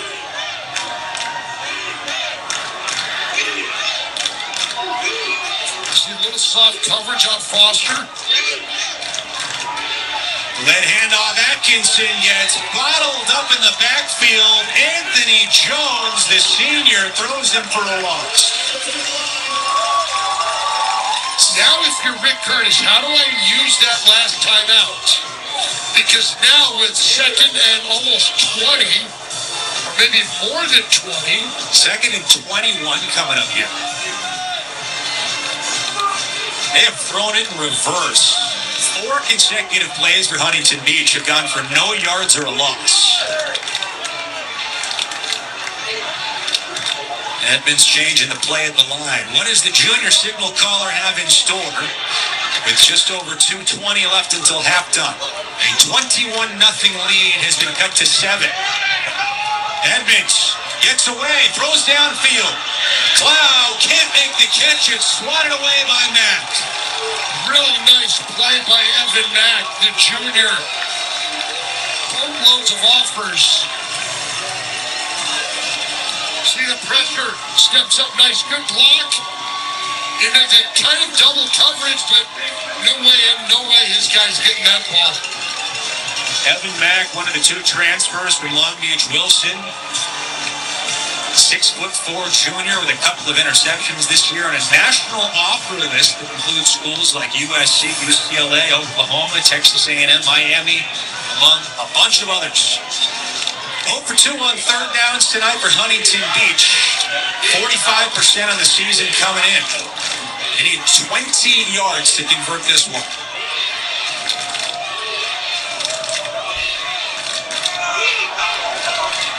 Edmonds steps up, throws a dart, and it's incomplete for Foster, fourth down. Well, it looked like he had Anthony Jones all over him, along with Carrington. Jones, the UCLA decommit, 6'5", 275. There you see Anthony come walking out of the screen.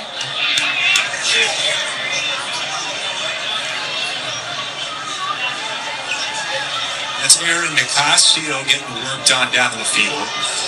But now don't look, but it's 2 minutes to go until halftime, and Cree Lutheran can tie this thing up before the break. If you told me that 20 minutes ago, I would have looked at you sideways, but it's where we are, and credit to the Saints. They've capitalized on some Huntington Beach mental mistakes. You always look at me sideways. That's true.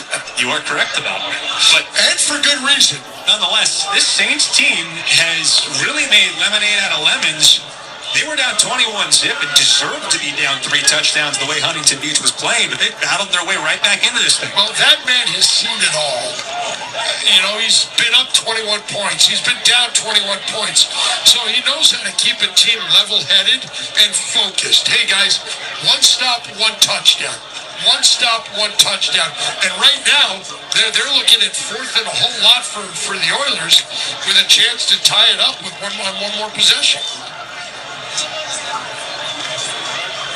Green Lutheran, this offense, 16 plays on their last 2 drives, covering 92 yards. They had 15 plays on their first 3 drives and managed just 57 yards. So it still hasn't been explosive. You may have expected a little bit more explosiveness from the Saints offense, but it has been effective, particularly in the running game, thanks to Caleb Bay and Dylan Booth the last time they had run. You know, you look at them and you look at the amount of points. They average 40 a game. So you figure, 20 a half, they're almost at that. Let's tell you about some of the college-bound players in this game. A lot of underclassmen with a bunch of offers, but here are the ones who are currently committed. Troy Foster to Colorado State. Skylar Robinson was kind of a big absence for Huntington Beach. 2-way player, wide receiver DB going to North Carolina. Brady Edmonds, of course, to Ohio State. Steele Kurtz to Idaho State to go play Holt Arena for the Bengals up there in Pocatello. And for Cree Lutheran, Dylan Booth, Hawaii. Bryce Coleman, Columbia. Javari Nash, San Diego State. Tank Carrington, Oklahoma. Anthony Jones at some point will make his second commitment. UCLA still in the running, but just backed off for the time being. And then a bunch of underclassmen like Ty Johnson for Cree Lutheran, Evan Mack, Mark Ricks, Hayden Smith, some guys with offers, still with plenty of football left to play. Well, moves out from St. John Bosco. We saw him last week, just committed to UCLA. His brother Darius obviously went there. Cooper Jaworski from San Juan Hills saw something and he's reconsidering. He was a decommit from UCLA. See if UCLA can keep this train rolling tomorrow. Big noon kickoff at 9 a.m. Pacific in Bloomington. Take on number 2 ranked team. That's a tough one. That's a game that feels like it was built to lose. Yes. That is a big disadvantage. 2 time zones and a 9 a.m. Pacific kick against the nation's number 2 ranked team. See if Cree Lutheran thinks about coming after this Max Hopkins punt.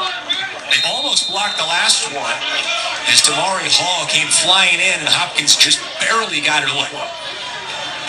Takata, excellent returner. Here comes Hall again. They push him away, and the kick is a low sideways one.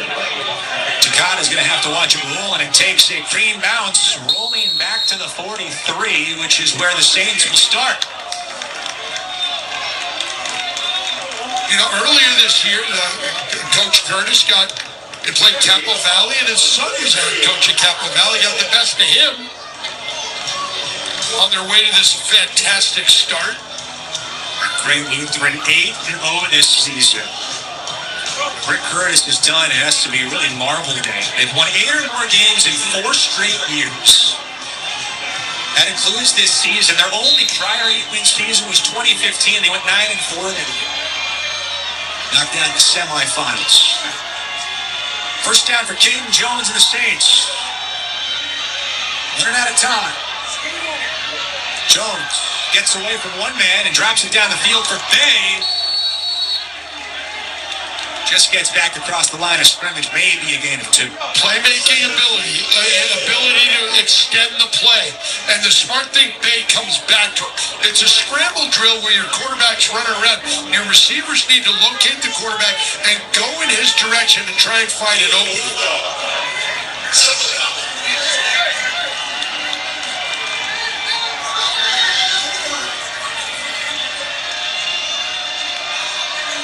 Just over 90 seconds to go. 2nd and 9. Jones flushed again. Spins it out to Bay. Across the 40 down to the 36. Driven out of balance by Hopkins. It'll be 3rd down and manageable coming up. I like what he's doing. He's not trying to do anything too extreme here when he's scrambling around. He's looking downfield, but then he knows where his safety valve is. And the last couple of times it's been Bay just within, an easy pitch and catch for him. Bay's got 6 catches tonight. Jones has hit 10 in a row for Crane Lutheran. 16 out of 19 overall, just 84 yards, though 4.5 yards per attempt. Rick Curtis told us about the improvement in his arm strength this year, but we haven't really seen it much tonight. Took a couple of shots early, but couldn't connect on them. And it's been dinking and dunking down the field since. 3rd and 3. Bay straight ahead and threw a tackle for the first down. The other thing is this Huntington Beach defense may be getting a little bit tired because they have just been pounding the rock at them incessantly the last couple of drives. Yeah, to your point, this will be the 35th play of the first half for this Crane Lutheran offense. Jones steps in, incomplete for Hopkins. Well, Hopkins kind of stopped, and there was like, wait a minute, where's the ball? Then he a little bit behind him. Correction, that was Taiga Takata, excuse me. Snaps the streak of 10 in a row completed for Caden Jones. What's your point about maybe getting tired? Huntington Beach on defense this year faces about 55 plays per game. They've already seen 35, and not even halftime. They're on pace to blow right past it. 2nd and 10, Jones. He's going to run with it and has a ton of room. He slides down. See where they mark him at the 24. It's man coverage. Everybody's got their back to the quarterback. He recognizes that. There's a huge opening in that offensive line. And moving forward, he takes full advantage of it. Just over a minute to go. Now Bay stretching it out. The gap was filled by Max Borquist, and he's not going to get anything. Now you're going to bring up 4th and about 3 here.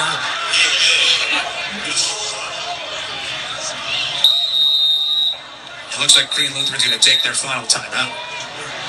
Or rather, it's an injury timeout down on the field.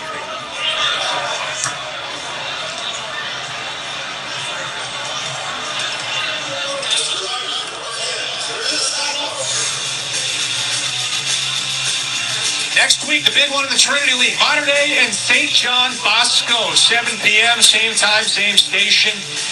That'll be a fun one. Mater Dei, 2 losses this year. It's been more than a decade since they've lost 3 games in a season.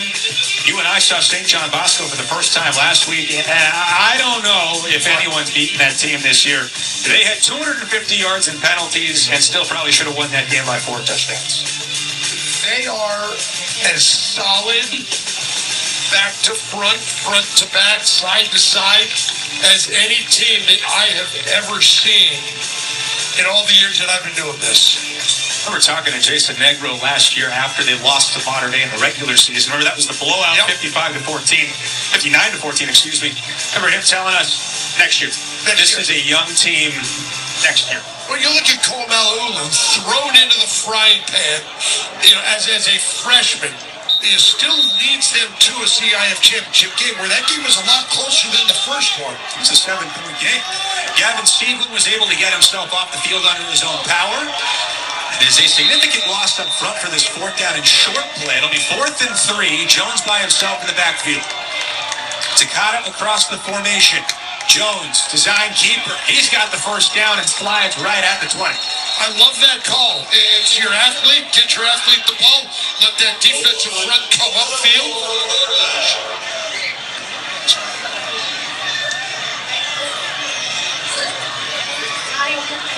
Watch this offensive line. Just let everybody get upfield. And then Jones says, all right, there it is. Look at that hole. And great awareness to know exactly what he needed before starting that slide. Well, he's looking. Where's the first down marker? Where's the line I need to get to? That's heads-up play by a junior. Junior with a ton of offers, who's healthy this year after missing most of last season. It'll be first down and 10 at the 20. Clock says 33 seconds. Both teams one timeout left until halftime. If you haven't been with us since the start, Huntington Beach opened up a 21-0 lead this game on the first play of the second quarter. 2 touchdowns of 47 yards or longer between Edmonds and Foster. But Green Lutheran in the second quarter is fighting back and has a chance to tie things before halftime, or at least make it a 4-point game with a field goal, knowing that they get the ball to start the second half. And now we've got penalty against Huntington Beach.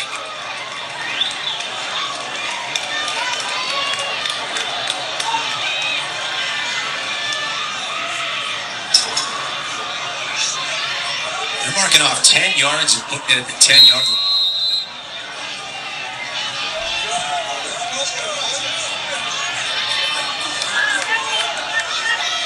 First and goal at the 10. And Huntington Beach, you take a time.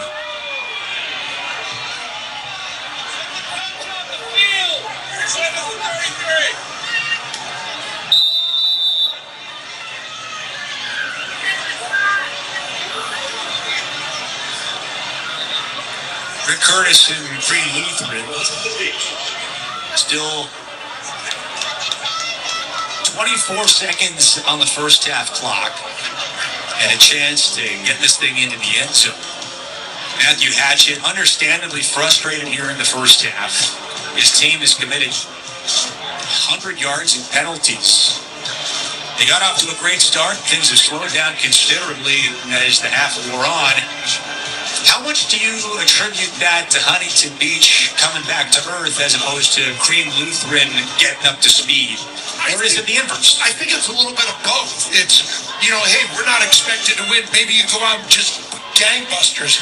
You go out, you lay it all out there, and you get that 21 points. And then Rick Curtis says to his guys, hey, guys, calm down. We're fine. We got a lot of time left in this game. So let's just take it one play at a time. One drive at a time. Green Lutheran still has one timeout as well.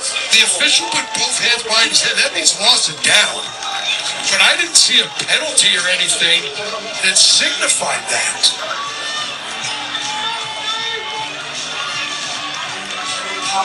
That doesn't make sense if it would be a loss of down against Huntington Beach, given that they're on defense. But yeah, whatever. Don't ask me.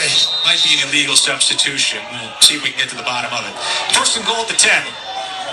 Takata in motion. Jones. Out in the flat for Bay. He makes a cut. Caleb Bay spinning to the goal line. Touchdown, Green Lutheran.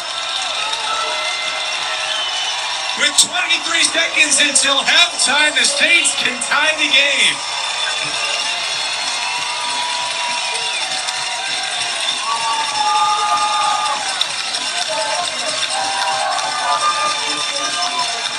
Once again, a great job by Jones.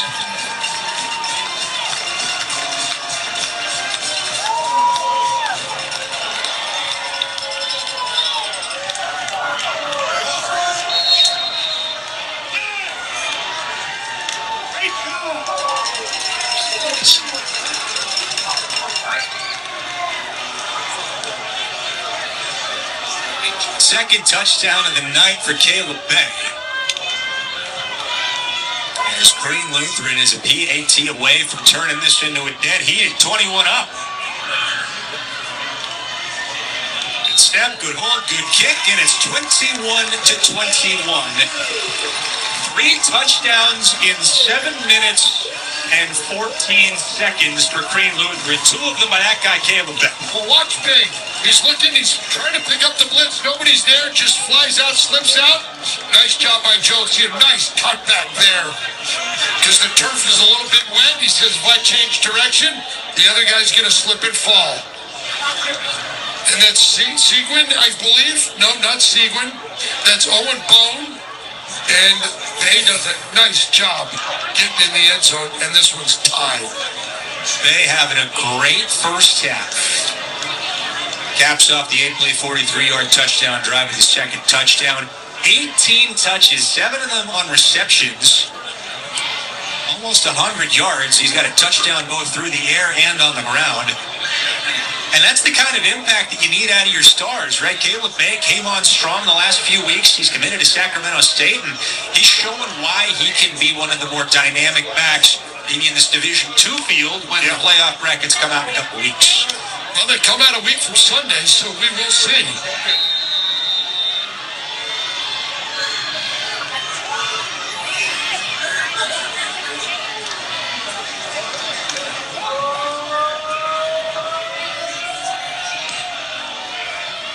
The pooch kick.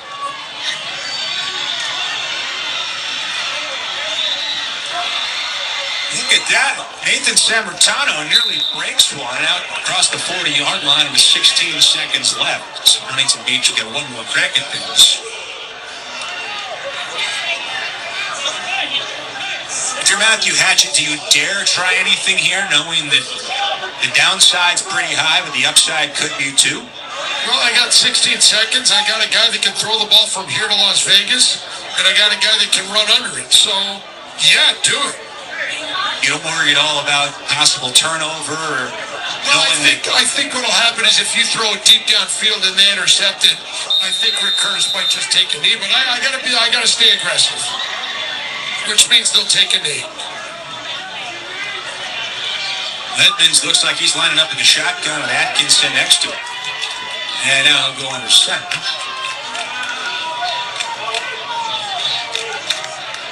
First time he'll take a snap under center all night.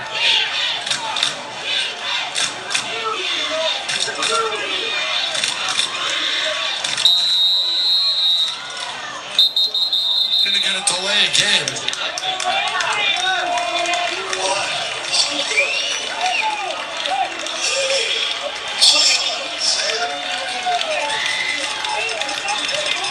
Penalty late in first half for Huntington Beach. And what has to really be kind of a disappointing end of the second quarter. They were up 21-0, one play into the second when Troy Foster went 47 yards for his second touchdown tonight.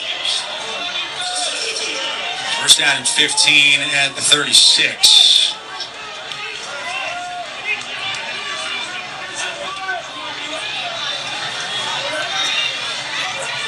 Edmonds moves out on play action. He touched the ball to the ground. Should be dead there. He's still scrambling and throws it out of bounds. Huntington Beach forfeited by rule. That should have been a dead ball.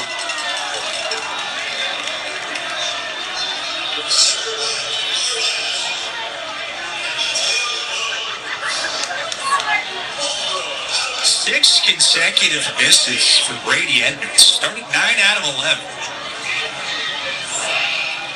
He's hit just 2 passes in the second quarter.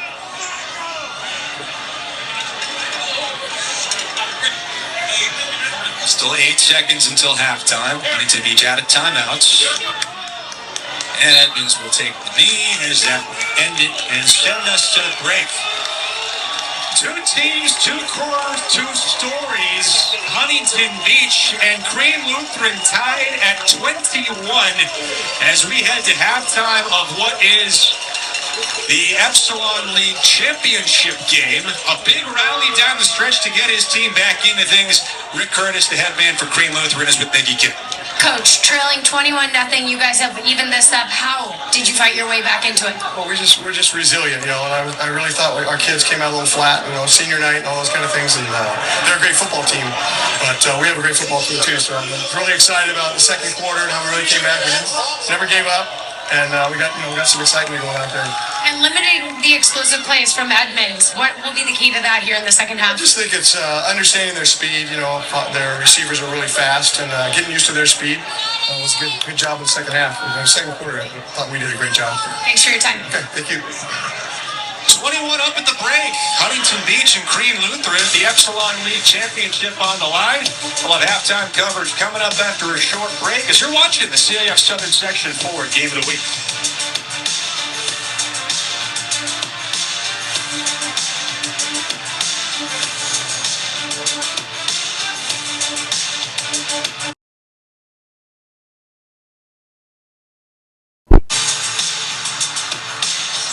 Started the third in Irvine, the CIF Southern Section 4 Game of the Week as Huntington Beach sees their 3-touchdown lead evaporate. Crean Lutheran has come roaring back with 3 second-quarter touchdowns. Caden Jones, while he has not been explosive in the passing game, has been efficient completing passes. He's leaned on Caleb Bay, both running and receiving. And, you know, credit to this junior. And has done a great job. Nikki Kay down in the field. Well, despite that lead evaporating, I spoke with Huntington Beach head coach Hatchett, and he had a smile on his face. I said, Coach, when it comes to these penalties, what do you need to do to clean them up? And he said, it's a matter of composure for our guys. Right now, the emotions are high, and they are getting the best of my players, but we just have to settle in and trust the process. And when I asked him offensively, how can they regain that rhythm, those big plays that we saw from Edmonds and Foster, and he said, force it, and the guys got to know that when the timing is right, it will all happen. But all in all, a very calm Coach Hatchett, despite that momentum kind of fizzling out there to close the first half, guys. Well, that's kind of what he said to us before the game, right? Make the plays when the plays are there to be made. And they haven't had a ton of opportunities since that first quarter, and part of that is their own fault. Penalties have really hurt them a lot. Very much so. But now they'll be on defense to start the second half. And I'm curious, where is the adjustment point? Because the big pivot in that first half was when Crean Lutheran realized, oh, wait, we have 3 offensive linemen at 330 or bigger. They don't have anyone over 250. Let's just run it down their throats. Well, the adjustment is I got to put a 4th guy in the, on the defensive line. And then maybe I go to a 4th linebacker and play a 4-4-3. And then try and stop that run game. They'll take it just inside the 10 by Bay, and great coverage by Evan Scruggs will give Crean Lutheran their worst starting field position of the night.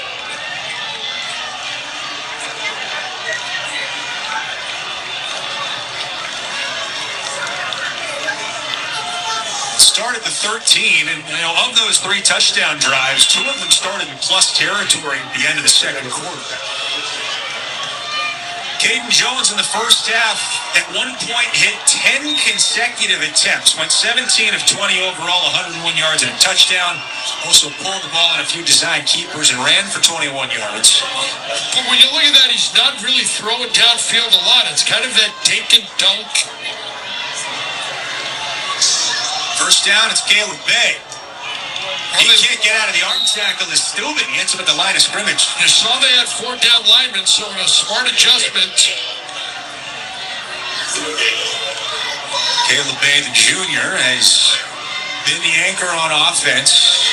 Maybe that's the wrong way to describe it. He's been the buoy who's kept them afloat. Hasn't been holding them down, sinking.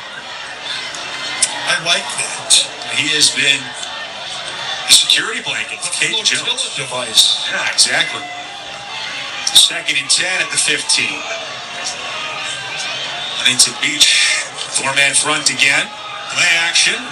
Knocked down, almost intercepted by Logan Gray. I don't think he was expecting that. Jones was trying to hit the slant pattern.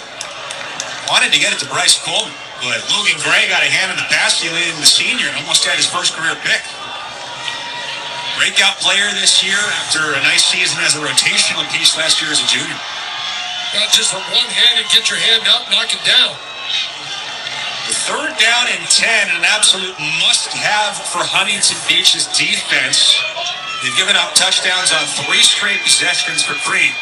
Little backwards pass. Coleman wants to throw it. He's going to have to tuck and keep it, and he's going to be close and get it. Busted play turns into an 11-yard pickup. It's kind of a trick play, which I think is kind of a crazy spot to try and run one on that down and distance with that field position. But Rick Curtis says, let's do it.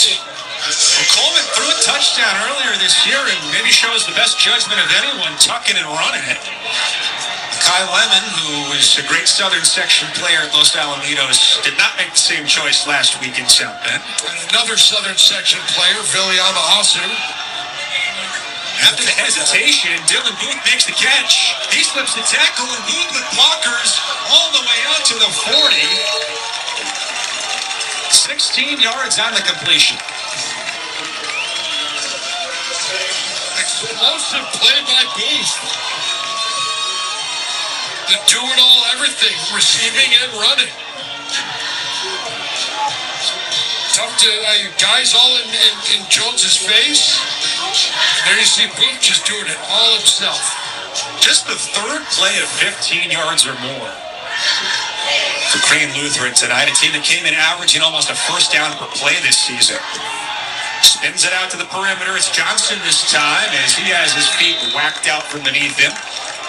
There goes Charlie Steuben again. Yeah, there you go. It's once they got that first down, it's been chunk play after chunk play. And here, you get the big play before, and you get 6 yards here. Jones again out to the perimeter, this time Takata. He will not get away. Oh, he will. Hopkins had him. Fortunate to pick up anything.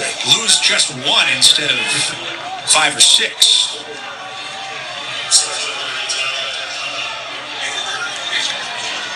Takata is slippery. He's been impressive tonight. 29 yards on 5 catches. Third down. Marker at midfield for Caden Jones in this Green Lutheran offense. 3 straight touchdown drives to end the first half and dig out of a 21-zip hole. Jones, tons of time. A dart over the middle. Coleman has the first down.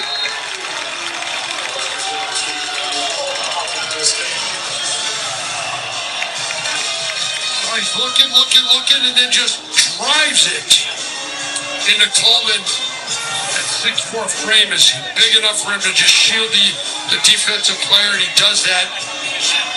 And Jones fires it in there for the first down. Coleman's been kept quiet tonight, just 3 catches for 22 yards. Came into the night, 49 grabs, 700-plus yards, and had 129 last week in the win over La Habra. They hand it off to Bay. And he carries a defender inside the 40. Well, this is going to be their bread and butter for the rest of the night. They found this in the first half. They knew it was always there.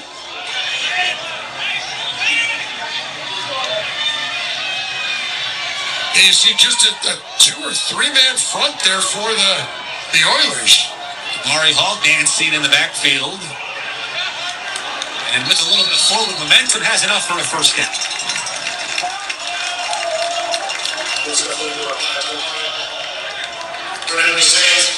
First catch of the night for Damari Hall. 5 straight completions now to start the third quarter. For Cade Jones. And just a nice looking drive to start because they ran the ball early in the drive. Now they're mixing it up, throwing it a little bit. 4 wides to the top of the screen here. Really nice opening drive the second half for Green Lutheran. Bay in motion. They fake it to him. Jones scrambling around. He's going to keep it now across the 30. Really nice coverage downfield by the Oilers. But then again, you see Jones's escapability and his athletic ability.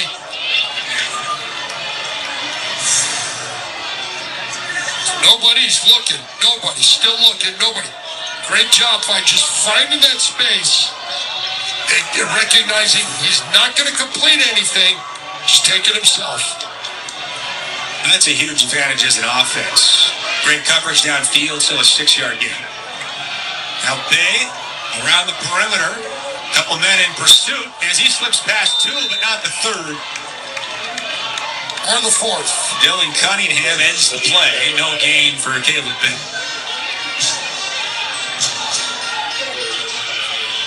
Already a couple of 3rd down conversions on the drive for Crane Lutheran. This might be 4-down territory, kind of on the outside of field goal range. Their kicker's longest year is 38. This would be a little bit beyond that.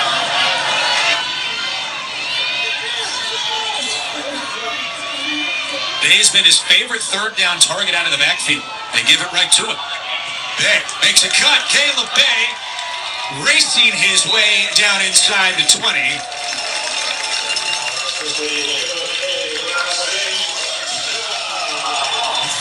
Once again, watch Bay. Nothing there. Let me go the other way. Great block. That was number 66. Henrik Shriver, 6'2", 270, just pile driving his guy. Third down conversion of the drive as the pass is caught by Booth, but he has nowhere to go.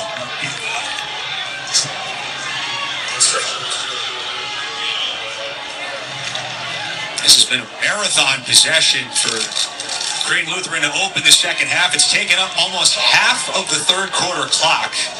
This will be the 13th play of the drive that started back at their own 15. And this time they have not been aided by penalties like they were in the first half. No, it's just been grinded out. Bay on 2nd and 10. Bounces it, flag behind the play. And this might make things a little tougher for Crane Lutheran. It will be a hold and a 10-yard penalty. It will be.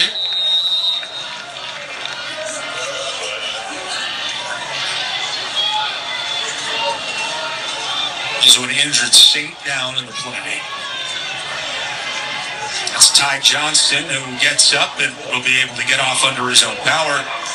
Well, goes back down and cramping up, looks like his hamstring. Past the halfway point in the 3rd on the opening possession.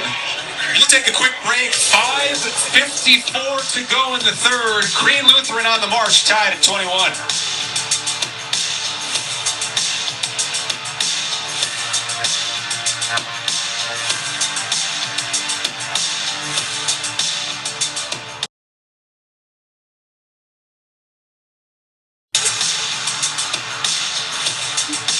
Watch your fingers, careful. 24-21, Crane Lutheran on a 24-0 run. It has been an entertaining night. He's Tony Moskowon, Cooper Perkins, Nicky K is on the field. And let's go back through this one because we've had 3 different games in one, and it has been a whiplash kind of night. Huntington Beach came out of the gates and took this control as Troy Foster, opening possession, 3rd play of the game, 63 yards to the barn. This really set the tone. 2nd touchdown pass of the 1st quarter. Edmonds to Villanueva from 14 yards out.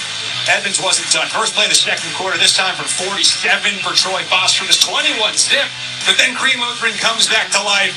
Caleb Bay, the first of 2 first-half touchdowns. Dylan Booth gets them into the end zone. And then right before halftime, running out of time, Jones finds Bay. He makes a man miss and gets his way into the end zone. Went to halftime, tied at 21. And then a 14-play drive eating up more than half of the 3rd quarter as Crane Lutheran gets a 37-yard field goal as they head their way into these closing minutes with the 3-point lead. And they have the ball and an opportunity here on the march. Now what you got to do is you're Crane. You've just got to continue doing what you're doing. Eat that clock, take the ball down, get more points, preferably a touchdown. Defense for Huntington Beach. Got to step up, make a stop. It'll be 2nd down and 10 at the 43-yard line for Jones, who's 24 of 29 for 132 yards tonight. He hands it off to Bay. A big hole up the middle as Bay is brought down by Steuben, but a 10-yard pickup and another 1st down. 3rd 100-yard game of the season for the junior Caleb Bay. You know, when you look at it, they're rushing for over 150 yards. They're 16-2. They got to be close to that tonight. Yeah, they are at 163 yards. Oh, they're over it. So they are in winning territory. And then Huntington Beach, when they give up. Handed off to Bay again. Very patient run as he picks up 8 more before he's dragged down from behind by Gray this time. You know, it makes you flash back to the dropped interception by Borgquist the last time Green Lutheran had the ball. You know, you hate to highlight a missed opportunity or a mistake, but that would have kept this game tied and things would be a whole lot different right now. Or who knows, they may come down and score on that possession. But the key word you just used a second ago on that run by Bay was patience. He is a very patient runner. Second and short for the Saints, right back to Bay as his workload has been heavy tonight. 3 more yards and another first down. They're asking this young man to carry the team, and he is doing it. 27 total touches for 158 yards of total offense and 2 touchdowns, 1 rushing and 1 receiving. Bay came into the night over 400 yards rushing, but had just started to find his rhythm. He is definitely in rhythm tonight.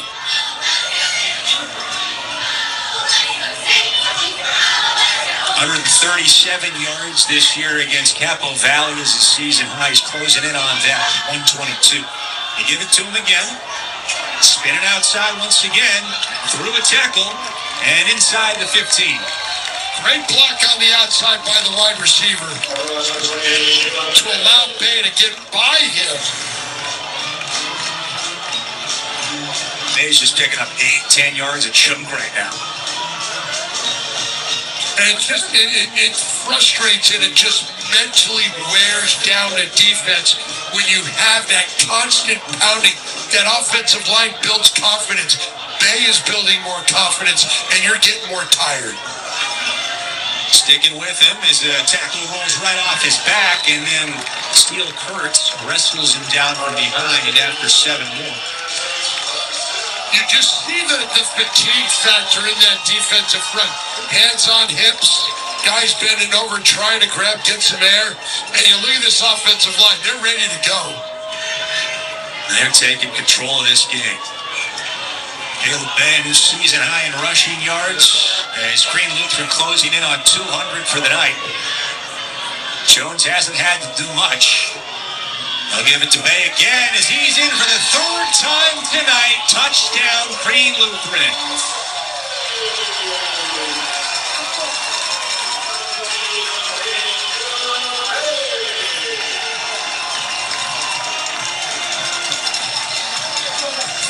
Straight points for Green Lutheran after falling into a 21-0 hole early in the second. Well, you said it. We looked at each other after it was 21-0, and you said, you know what? No, give them credit for getting out 21-0, but you said this game is not over. It's going to be a dogfight, and it's turned into one. Now Huntington Beach looking at a 10-point deficit. You know, while they have the big play capabilities and they've hit on a few and just narrowly missed on a couple others, this is very much scary hours for the Oilers. Well, it's been a while since they've connected on a big play. It'll be 10 points if the PAT is good. Good snap, good hold, good kick, and it is a 31-21 game. Well, there you see the patience again. See, he's looking inside, nothing's there, so he busts it to the outside into the end zone for another touchdown.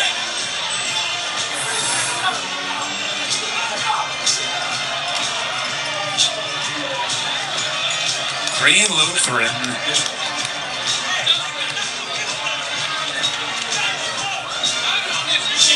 Four touchdowns in their last 5 possessions. They've had points on all 5 of them. I mean, this just is a completely different game in that first quarter when Huntington Beach was not just scoring at will, but their defense looked like they had the playbook. They did. They were all over this Korean offense, but then again, Korean was trying to throw the ball.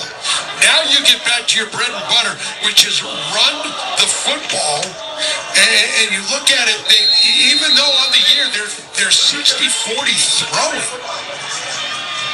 Yeah, I mean, to your point, Green Lutheran's rushing game has gotten better each quarter.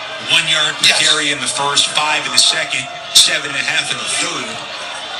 It has been a slow build. Now it is Champion from the 5-yard line looking for a spark. Gets past the first man, out to the 20. And then has his legs cut down from beneath him. Excellent tackle made by Mateo Munoz. And now that defense for Korean with a lot of rest, they're ready to come after it. You got to figure something out here. If you're Matthew Hatchett, do you just keep throwing the ball, or do you try and get something established on the ground? Even though it looks like there's a lot of time left, this Korean defense with Carrington and Jones, they've really done a nice job. I mean, they're negative in the rushing game right now, which is not encouraging for Matthew Hatchett if they're going to try to run the ball. They've thrown for over 200 yards on 22 pass attempts tonight. Atkinson, the running back next to Edmonds, started 9 of 11. He's gone 2 of 11 since then.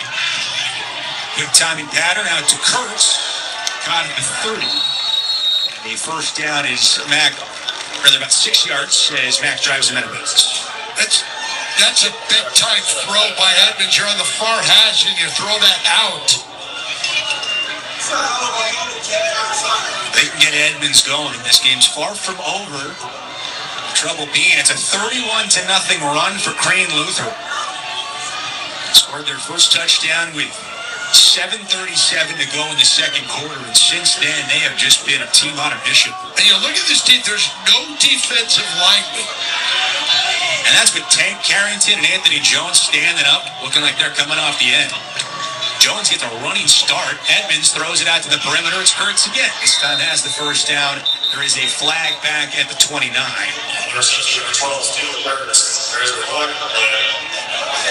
It would be a 9-yard pickup if the play holds.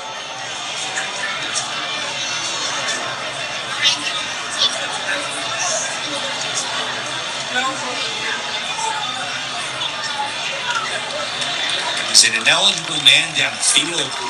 It's kind of hard to understand how that happens on such a quick timing pattern, because you get 3 yards downfield before you're considered an ineligible receiver. I was thinking the exact same thing. That has to be 3 quick steps. He must have had to sprint downfield to Or you think you're eligible. It's street football where everybody's eligible, and you think, hey, center eligible tonight. It's not flag football.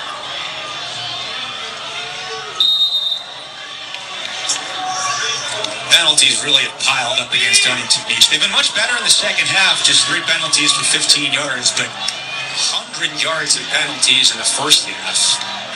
That really helped Crane Lutheran get their offense on track. Their first touchdown drive was aided by 30 yards of personal fouls and 5 yards backwards once again.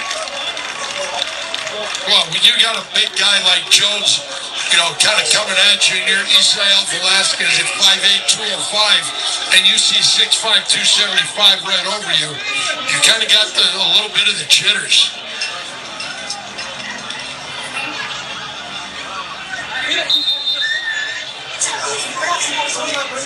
Three weeks in a row, we've had 3 teams with around this many penalties. We've also had 3 competitive games in a row, so beggars can't be choosers. Second and 14 for Brady Edmonds in Huntington Beach, trying to get their offense going once again. It's been silent since early in the second. Edmonds, deflected ball, incomplete.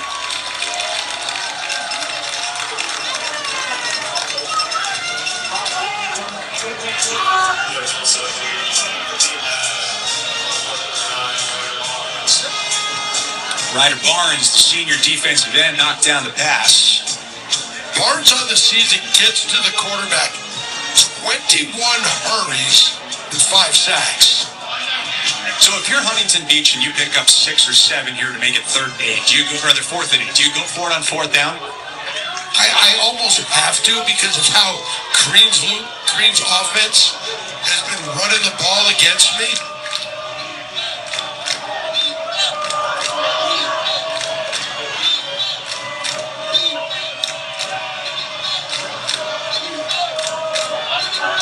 Edmonds under pressure, rolling out.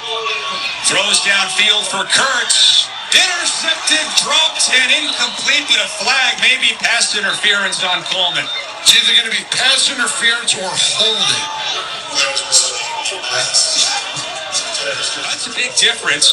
If it's pass interference, which it is, that's enough yardage to give them the first down. Yeah, that's 15. It's the first down. If it had been holding, it would have been 10 yards and a replay of third down, as opposed to an automatic first down. That's one of the big differences between high school and college football. Well, there see Edmonds got out of the pocket. He's a decent runner. Got, 121 yards on the ground this year, 3 touchdowns. The Oilers get a new lease on life after what looked like might be an interception is instead defensive pass interference and a first down.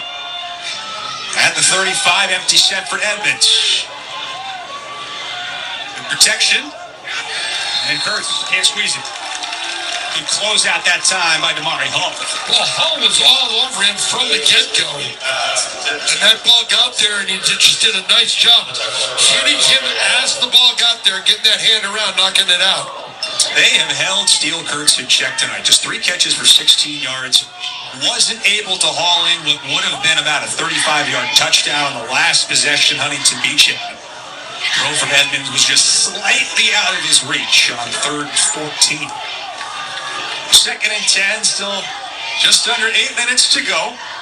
10-point game. Green Lutheran 31 points in a row. Edmonds has to run with it. He drives a couple of men downfield for 2 yards. Well, he is a load to bring down. 6'5", 215. See why Ryan Day and Brian Hartline are all about him. Ohio State's going to be thrilled to have him. They're loving their California quarterbacks, whether it's C.J. Stroud or Julian Sayin. Well, and you got Luke Fahey coming in, too. Luke Fahey coming in from Mission Viejo. He and Edmonds are a year apart.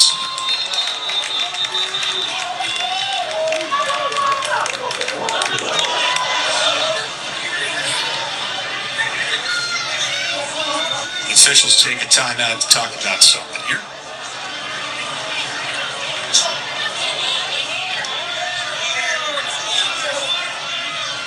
We'll take the break alongside of them. 7 minutes and change. Green Lutheran trying to hang on. Huntington Beach looking for some life. 31-21 here on the CIF Southern Section 4 game of the week.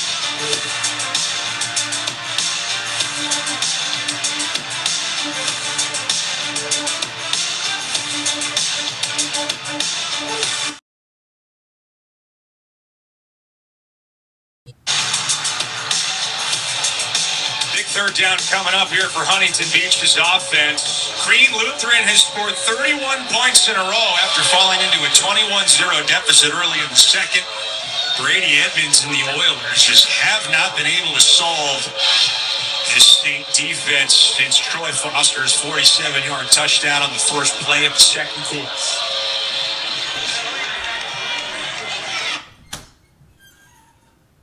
For Edmonds. Already have had the possession extended on a 3rd and long pass interference. 3-man front, they drop 8. Edmonds climbing the pocket. Over the middle, Kurtz makes the catch and takes a hit. Down inside the 30. That thing was on a rump.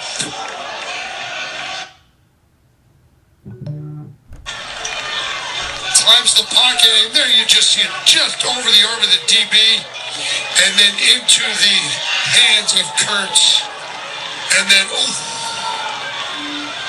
Great time for his first big catch of the night. 4th completion of more than 35 yards for Brady Edmonds today. Closing in on yet another 300-yard game. It would be the 10th of his career. Right now, just trying to get his offense back into the end zone and back within 3 points. Trying to make it a 1-score game here, nearing the halfway point in the 4th.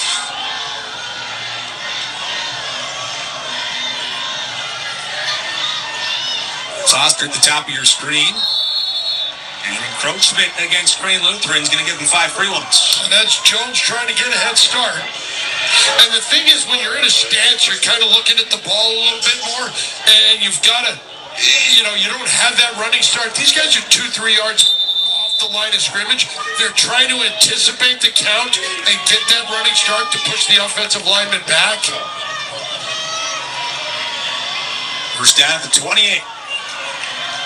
Out to Foster, low throw from Edmonds. He's not going to get much, if anything. Foster doesn't think he stepped out of bounds, but the officials say, yes, you did, young man.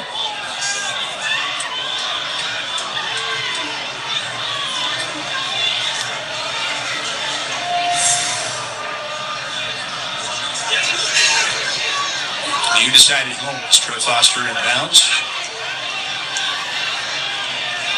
Yes, he is. Now, the question is, did they blow forward progress, which also may have been possible? If that's the case, it doesn't matter whether he's in bounds or out of bounds.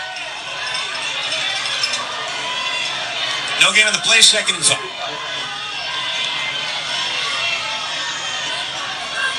Green showing pressure. Edmonds looking to the sideline to change the plays. We're past the 6-minute mark here in the fourth. Back judge hand up. Out to Foster. Gets the first down this time. That's a tough decision to make. Do you play off of him and just give him that? Or do you play in his face and try and play that tight man-to-man and then he goes by you? You can't let him get into the end zone. So if you're going to get the ball to him, feel like the opportunity to make a tackle would probably be their choice right now. I agree. Foster now in the slot at the bottom of your screen. The inside of that trips formation.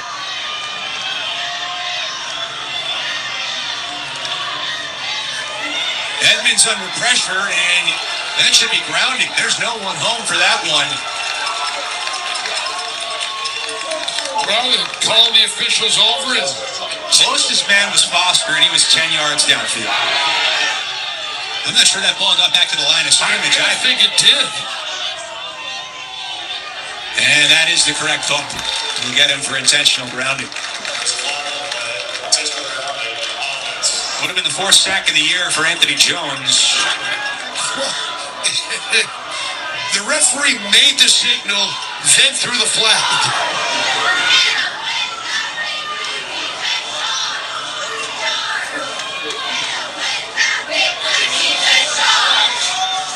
It's a 15-yard loss on the play and a loss of down. And a loss of down, yep.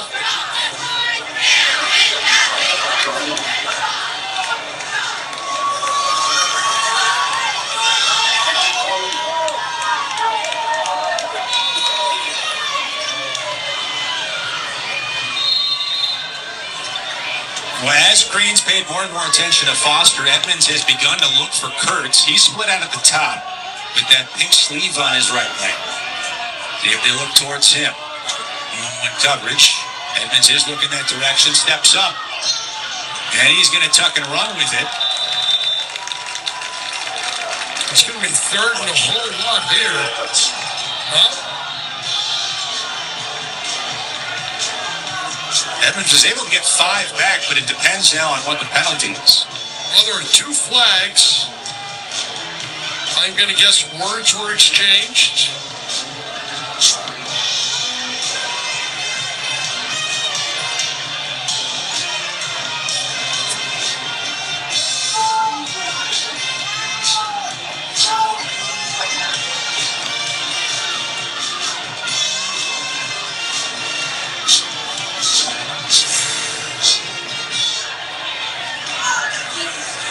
Edmonds is tackled by Munoz.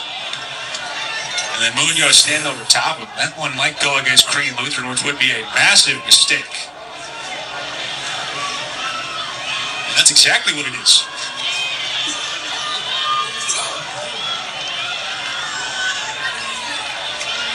The one thing you couldn't do was commit a personal foul. Is that?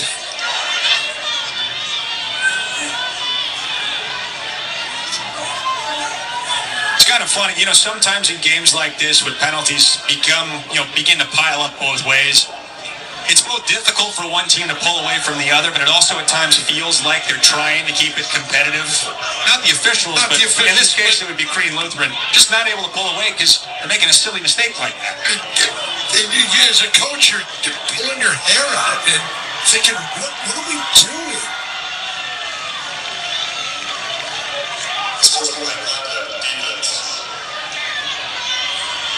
They're not giving him an automatic first down here. It's 3rd down and 8.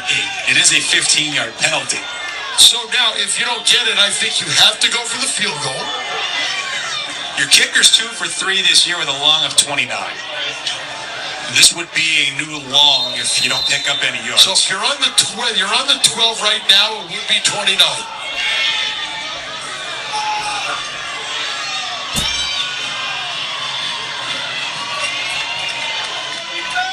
They're down at 8. Kurtz across the formation.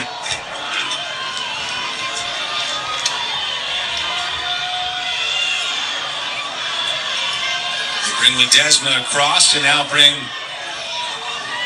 on the wave out. Edmonds in trouble again. Edmonds is going to run with it. He has the first down and then some. Edmonds powering to the goal line and stopped at the 1. Brady Edmonds gets 11 when they desperately need it.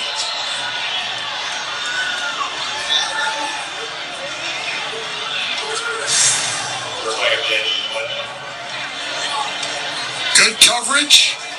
See the pressure comes, and he sees the opening, and he says, I don't have much time. I'm going to hit it, and he does. And you see them picking him up and throwing him down.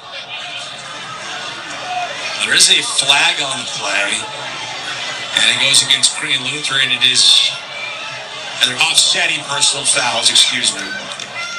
So it won't change anything. It'll still be 1st and goal.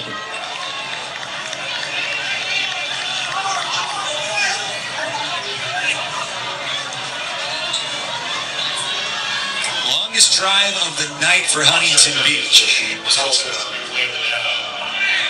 They replayed it down. Oh, wow. I'm not sure that's right. If they were dead ball, then dead ball would have been after the play. We're not officials. So now they're saying the ball is at the 2, so the play does count. Okay. So that was simply miscommunication here on the PA system.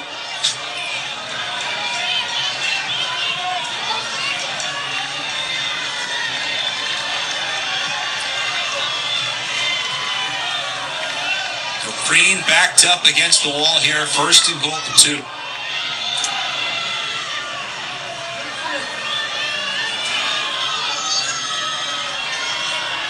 Villanueva, the back, scored a receiving touchdown in the first half. Edmonds keeping. Edmonds touchdown, Huntington Beach. The Oilers snapped the 31-point scoring streak for Crean Lutheran.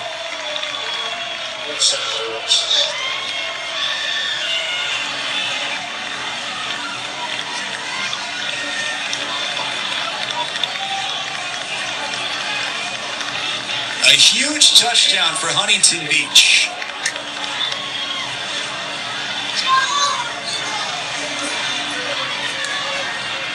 Brady Edmonds wills it into the end zone, and now with just under 4 minutes left, Jason Dunham, PAT here, makes this a field goal game. Good snap, good hold, and the kick is straight and true. It is 31-28. This game has got a whole lot more interesting to it. It got very interesting. Now what the Saints have to do is they've got to get the ball. As you see Edmonds just get behind his running back, Villanueva, and punch it in.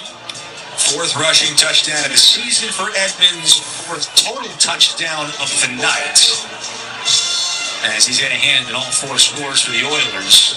So the one downside if you're Huntington Beach, yes, you get to celebrate the touchdown. Yes, they're back within a field goal. Now you need to stop, and you need to stop an offense that's run the ball down your throat for the whole second half. Easier said than done. So you know what? Maybe you change things up. They were going to a 4-man front earlier. I go to an 8-man box and just say sell out to stop the run. But first, let's see if they try to onside kick. You got 1 guy back. You got 10 guys up front. Caleb Bay, who's been a superstar for Green Lutheran tonight, is back deep. Making 140 yards rushing, 35 yards receiving, 3 total touchdowns for Bay to get his team back in the game after falling behind 21-0 in the second. Dunham sends it deep, and Bay's going to let it go and reset it as it bounces into the end zone for a touchdown. Let's just name that oil and a little trivia about Huntington Beach High School. 1994 grad at tight end, football and basketball. 1996 I got this one. Yep. 97, 13th overall pick, 14-time Pro Bowler, Hall of Fame inductee. You guys share a name. Tony Gonzalez. Tony Gonzalez.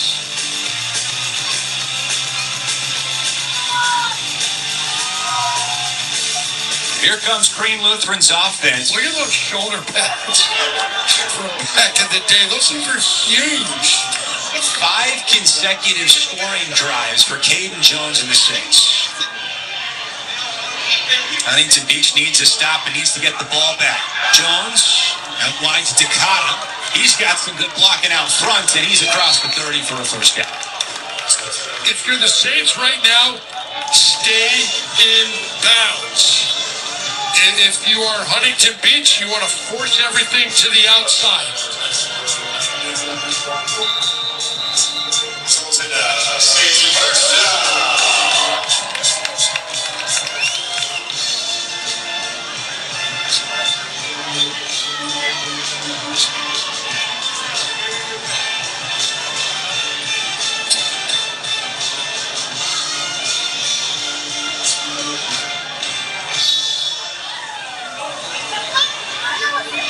Officiating crew slowing things down for a moment to make sure everything's all squared away. First down for Green Lutheran at the 31 after the catch and run by Taiga Takata. And I think they're just going to take their time a little bit here. Force the Oilers to take those timeouts, but run this thing down to about, 3:10, then snap it. Couple first downs, and they can salt this thing away and get out of here with a 31-28 win. Oilers want to prevent that. Booth across the formation. It's Bay. Big hole for Caleb Bay. Cover up that football and out across the 40 for another first down.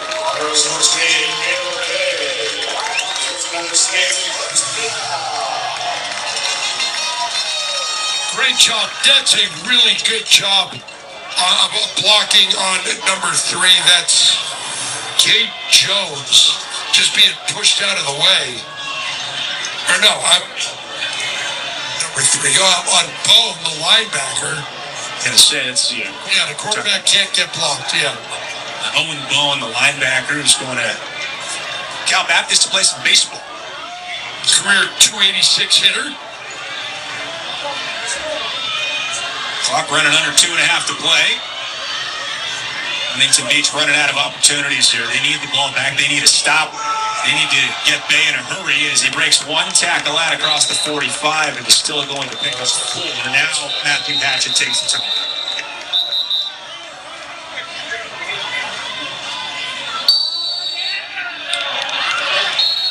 There is a flag after the play.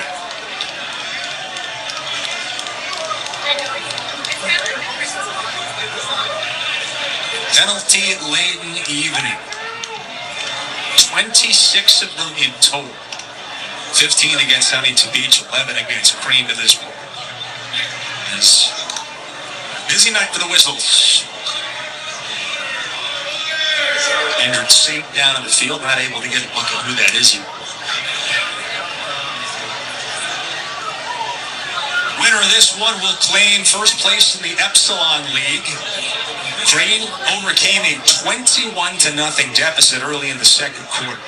They scored on 5 consecutive possessions. Huntington Beach finally broke through with a touchdown drive of their own just moments ago, aided by a few penalties for the Saints.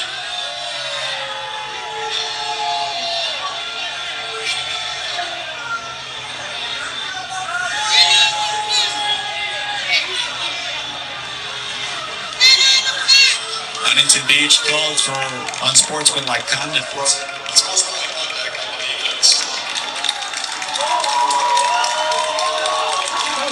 making 150 yards of penalties against the Oilers. One more in the regular season here on the CIF Southern Section 4 game of the week. Modern Day and St. John Bosco, Spectrum News 1, and the NFHS Network, the big one. That one will be for the Trinity League Championship as Modern A took care of business against Jay Serra, and St. John Bosco shut out Servite. Winner of that one will finish 4-1. Well, or yeah. 5-0. Let's think this. If Modern Day beats Boston, then Modern Day wins the league. because Santa Margarita's got two losses, and then that would be yes. Head-to-head's got to be your tiebreaker, so league championship game. Modern Day's won the last three, including 2 CIF championship games. St. John Bosco, though, looks a little bit different this year. That team looks special. Getting helped off the field. Big junior tackle, Henrik Schreiber.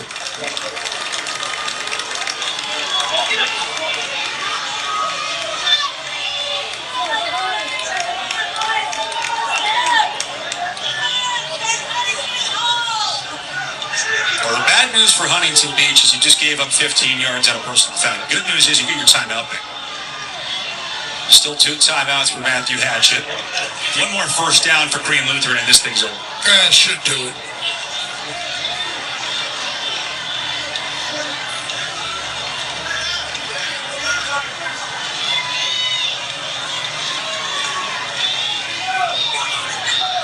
Caden Jones tonight, an efficient evening. 25 out of 30, only 143 yards, which wouldn't be a season low for him. Hasn't thrown for fewer than 211, which was against El Dorado earlier this year. Just 4.8 yards per attempt. 83%. Gets it out to Tiger Takami. Crowd shouting at him to stay in bounds, which he does, and will force the timeout for Huntington Beach after a 3-yard pickup. I'm not sure he can hear that. But I'm sure his coaching staff said, hey guys, during that timeout, the injury timeout, hey, when you get the ball, just get your yards, stay in bounds. When a team falls into a deep hole, they need someone to extend an arm and help pull them out of it, and Caleb Bay was the guy for the Saints tonight. Got things going late in that second quarter with 7.5 minutes to go. Gets into the end zone, scores another touchdown just ahead of halftime. And Caleb Bay tonight, a career high, over 150 yards rushing. He has 3 total touchdowns. And Tony, he's done it by being patient and really letting his offensive line work in front of him. And when you look at good running backs, they've got good patience and good vision. And he showed both of those tonight on his way to a career night. They have 3 total touchdowns. I love the touchdown, the receiving touchdown, where he looked to block, tried to pick up the blitz, saw nobody was coming, everybody was engaged, and he just snuck out through the gap and let his quarterback find him for the touchdown. Over 6 yards per carry tonight for Caleb Bay, who came in averaging 7.5 yards per carry.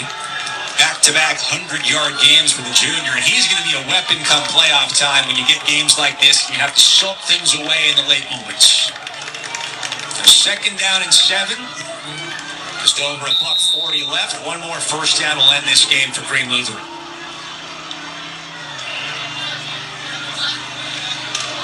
Right back to Bay.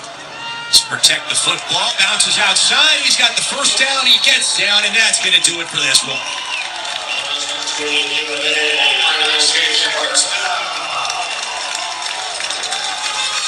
look at this offense, though, you've got juniors and sophomores all over the place. This year they're going to be a force. Next year they're going to be a force too. Looks like they'll be probably a Division II team this year. That's the highest division they'll have ever been in. They used to keep climbing, but 3 years in a row they've been knocked out in the quarterfinals, which is frustrating for Rick Bruce's team. This does feel like a team, though, that does a lot of things really well. They run the ball well. They throw the ball well. They have really good secondary players on defense. And they have that defensive line who can get after a quarterback. They definitely do get after the quarterback. You look at it, 51 tackles for loss and 22 sacks coming into this game. They didn't do a whole lot getting after Brady Edmonds, only sacked him one time, but their defensive backfield did a nice enough job to hold him to 54% completion and under 300 yards tonight. Timeout taken by the Saints with under a minute left to play. Huntington Beach battled nicely, and this is just a first-year job that their head coach Matthew Hatch is doing. They're going to be 7-2 after this one's over and still have one game left to play against the solid El Dorado team next week on the road. But Huntington Beach is going to be a dangerous team in the playoffs because they remind me a lot of Newberry Park last year, where you have the Brady Smagel, Shane Rosenthal connection. Feels very similar to Brady Edmonds and Troy Foster with a good defense that plays above its weight. Very much so. And they showed that in the first quarter where they were just getting after it. Now it's one of those things where you just have to sustain it. If you were going to guess where Huntington Beach ends up, what division? I'd say 4. Yeah. They were 5 last year. 4 seems appropriate. They could be a low seed 3 potentially. That seems less likely with a loss tonight, albeit a close, good loss. And the other thing is it depends on how many teams is Division 1 going to be. That's true. Is it 8? Is it 10? Is it 12? Who knows?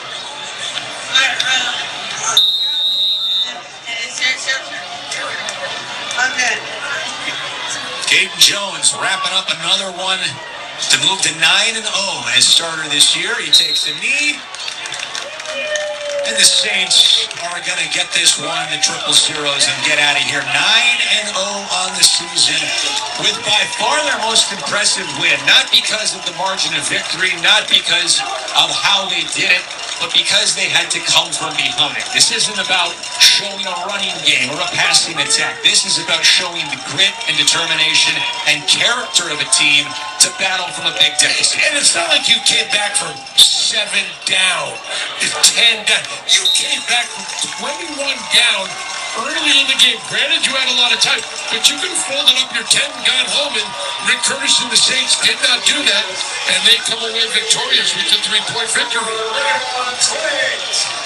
They had to earn it tonight. Huntington Beach gave them everything that they could handle. As the Oilers with an early 21-0 lead that slipped away, and this one slips away. 31-28, the final. Crean Lutheran beats Huntington Beach. We'll be back with final words in just a moment here on the CIF Southern Section for the Game of the Week.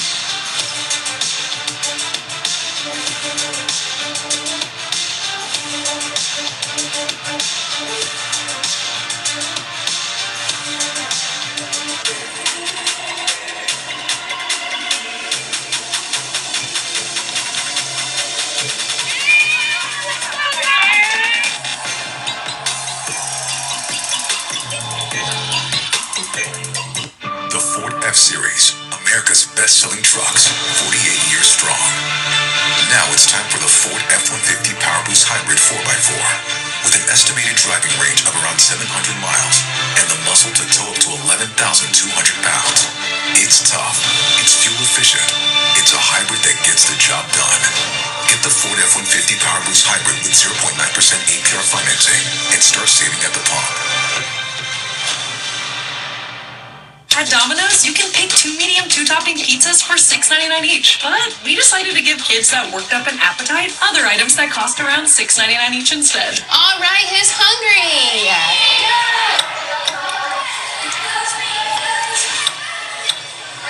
So small. Still hungry? Yeah. All right, who likes pizza? No matter how you slice it. Pizza's way bigger than a burger. Can I get 2 slices? You get more with Domino's $6.99 pizzas.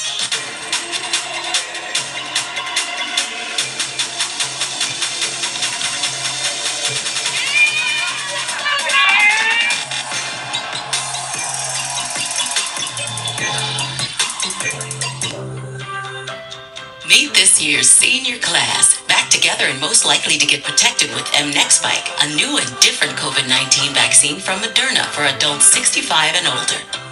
These seniors chose mNEXSpike because it targets the virus differently to provide a robust immune response at a lower dose. mNEXSpike is a COVID-19 vaccine for people 65 and older. You shouldn't get mNEXSpike if you've had an allergic reaction to a previous Moderna COVID-19 vaccine. Rare cases of inflammation of the heart muscle and outer lining have been reported. The most common side effects are injection site pain, tiredness, headache, muscle and joint pain, chills, nausea or vomiting, swelling or soreness under the arm. These seniors are celebrating homecoming with a lower dose COVID-19 vaccine that helps them enjoy their time together. Like it's senior year all over again. mNEXSpike, the new COVID-19 vaccine by Moderna for the senior class. Ask your pharmacist or doctor about mNEXSpike. Green Lutheran comes back from a 21-0 deficit, and the guy who pulled them out of the hole with a career night is down in the field with Nikki K. Caleb, you were down 21-0 at one point during this game. You guys scored 31 unanswered points. How did you do it? Just stay disciplined, lock in as a team, and just trust each other.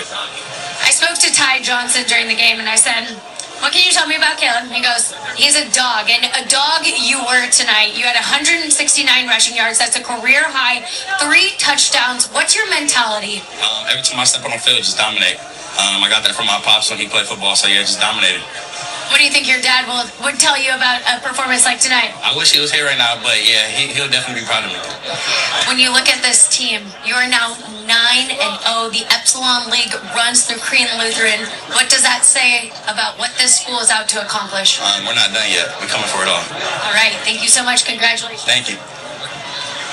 There you have it. They are coming for it all this year, and the Epsilon League runs through Crane Lutheran. Once again, the final score here in Irvine, the Saints beat the Oilers 31-28. That concludes our coverage tonight on the CIF Southern Section 4 Game of the Week. For Director Steve Banta, our producer David Otta, our entire excellent David Otta Productions crew, for Tony Moskal and Nikki K, I'm Cooper Perkins saying thanks for tuning in, and we hope to see you next week for Modern Day in St. John Bosco. Until then, have a great rest of your weekend.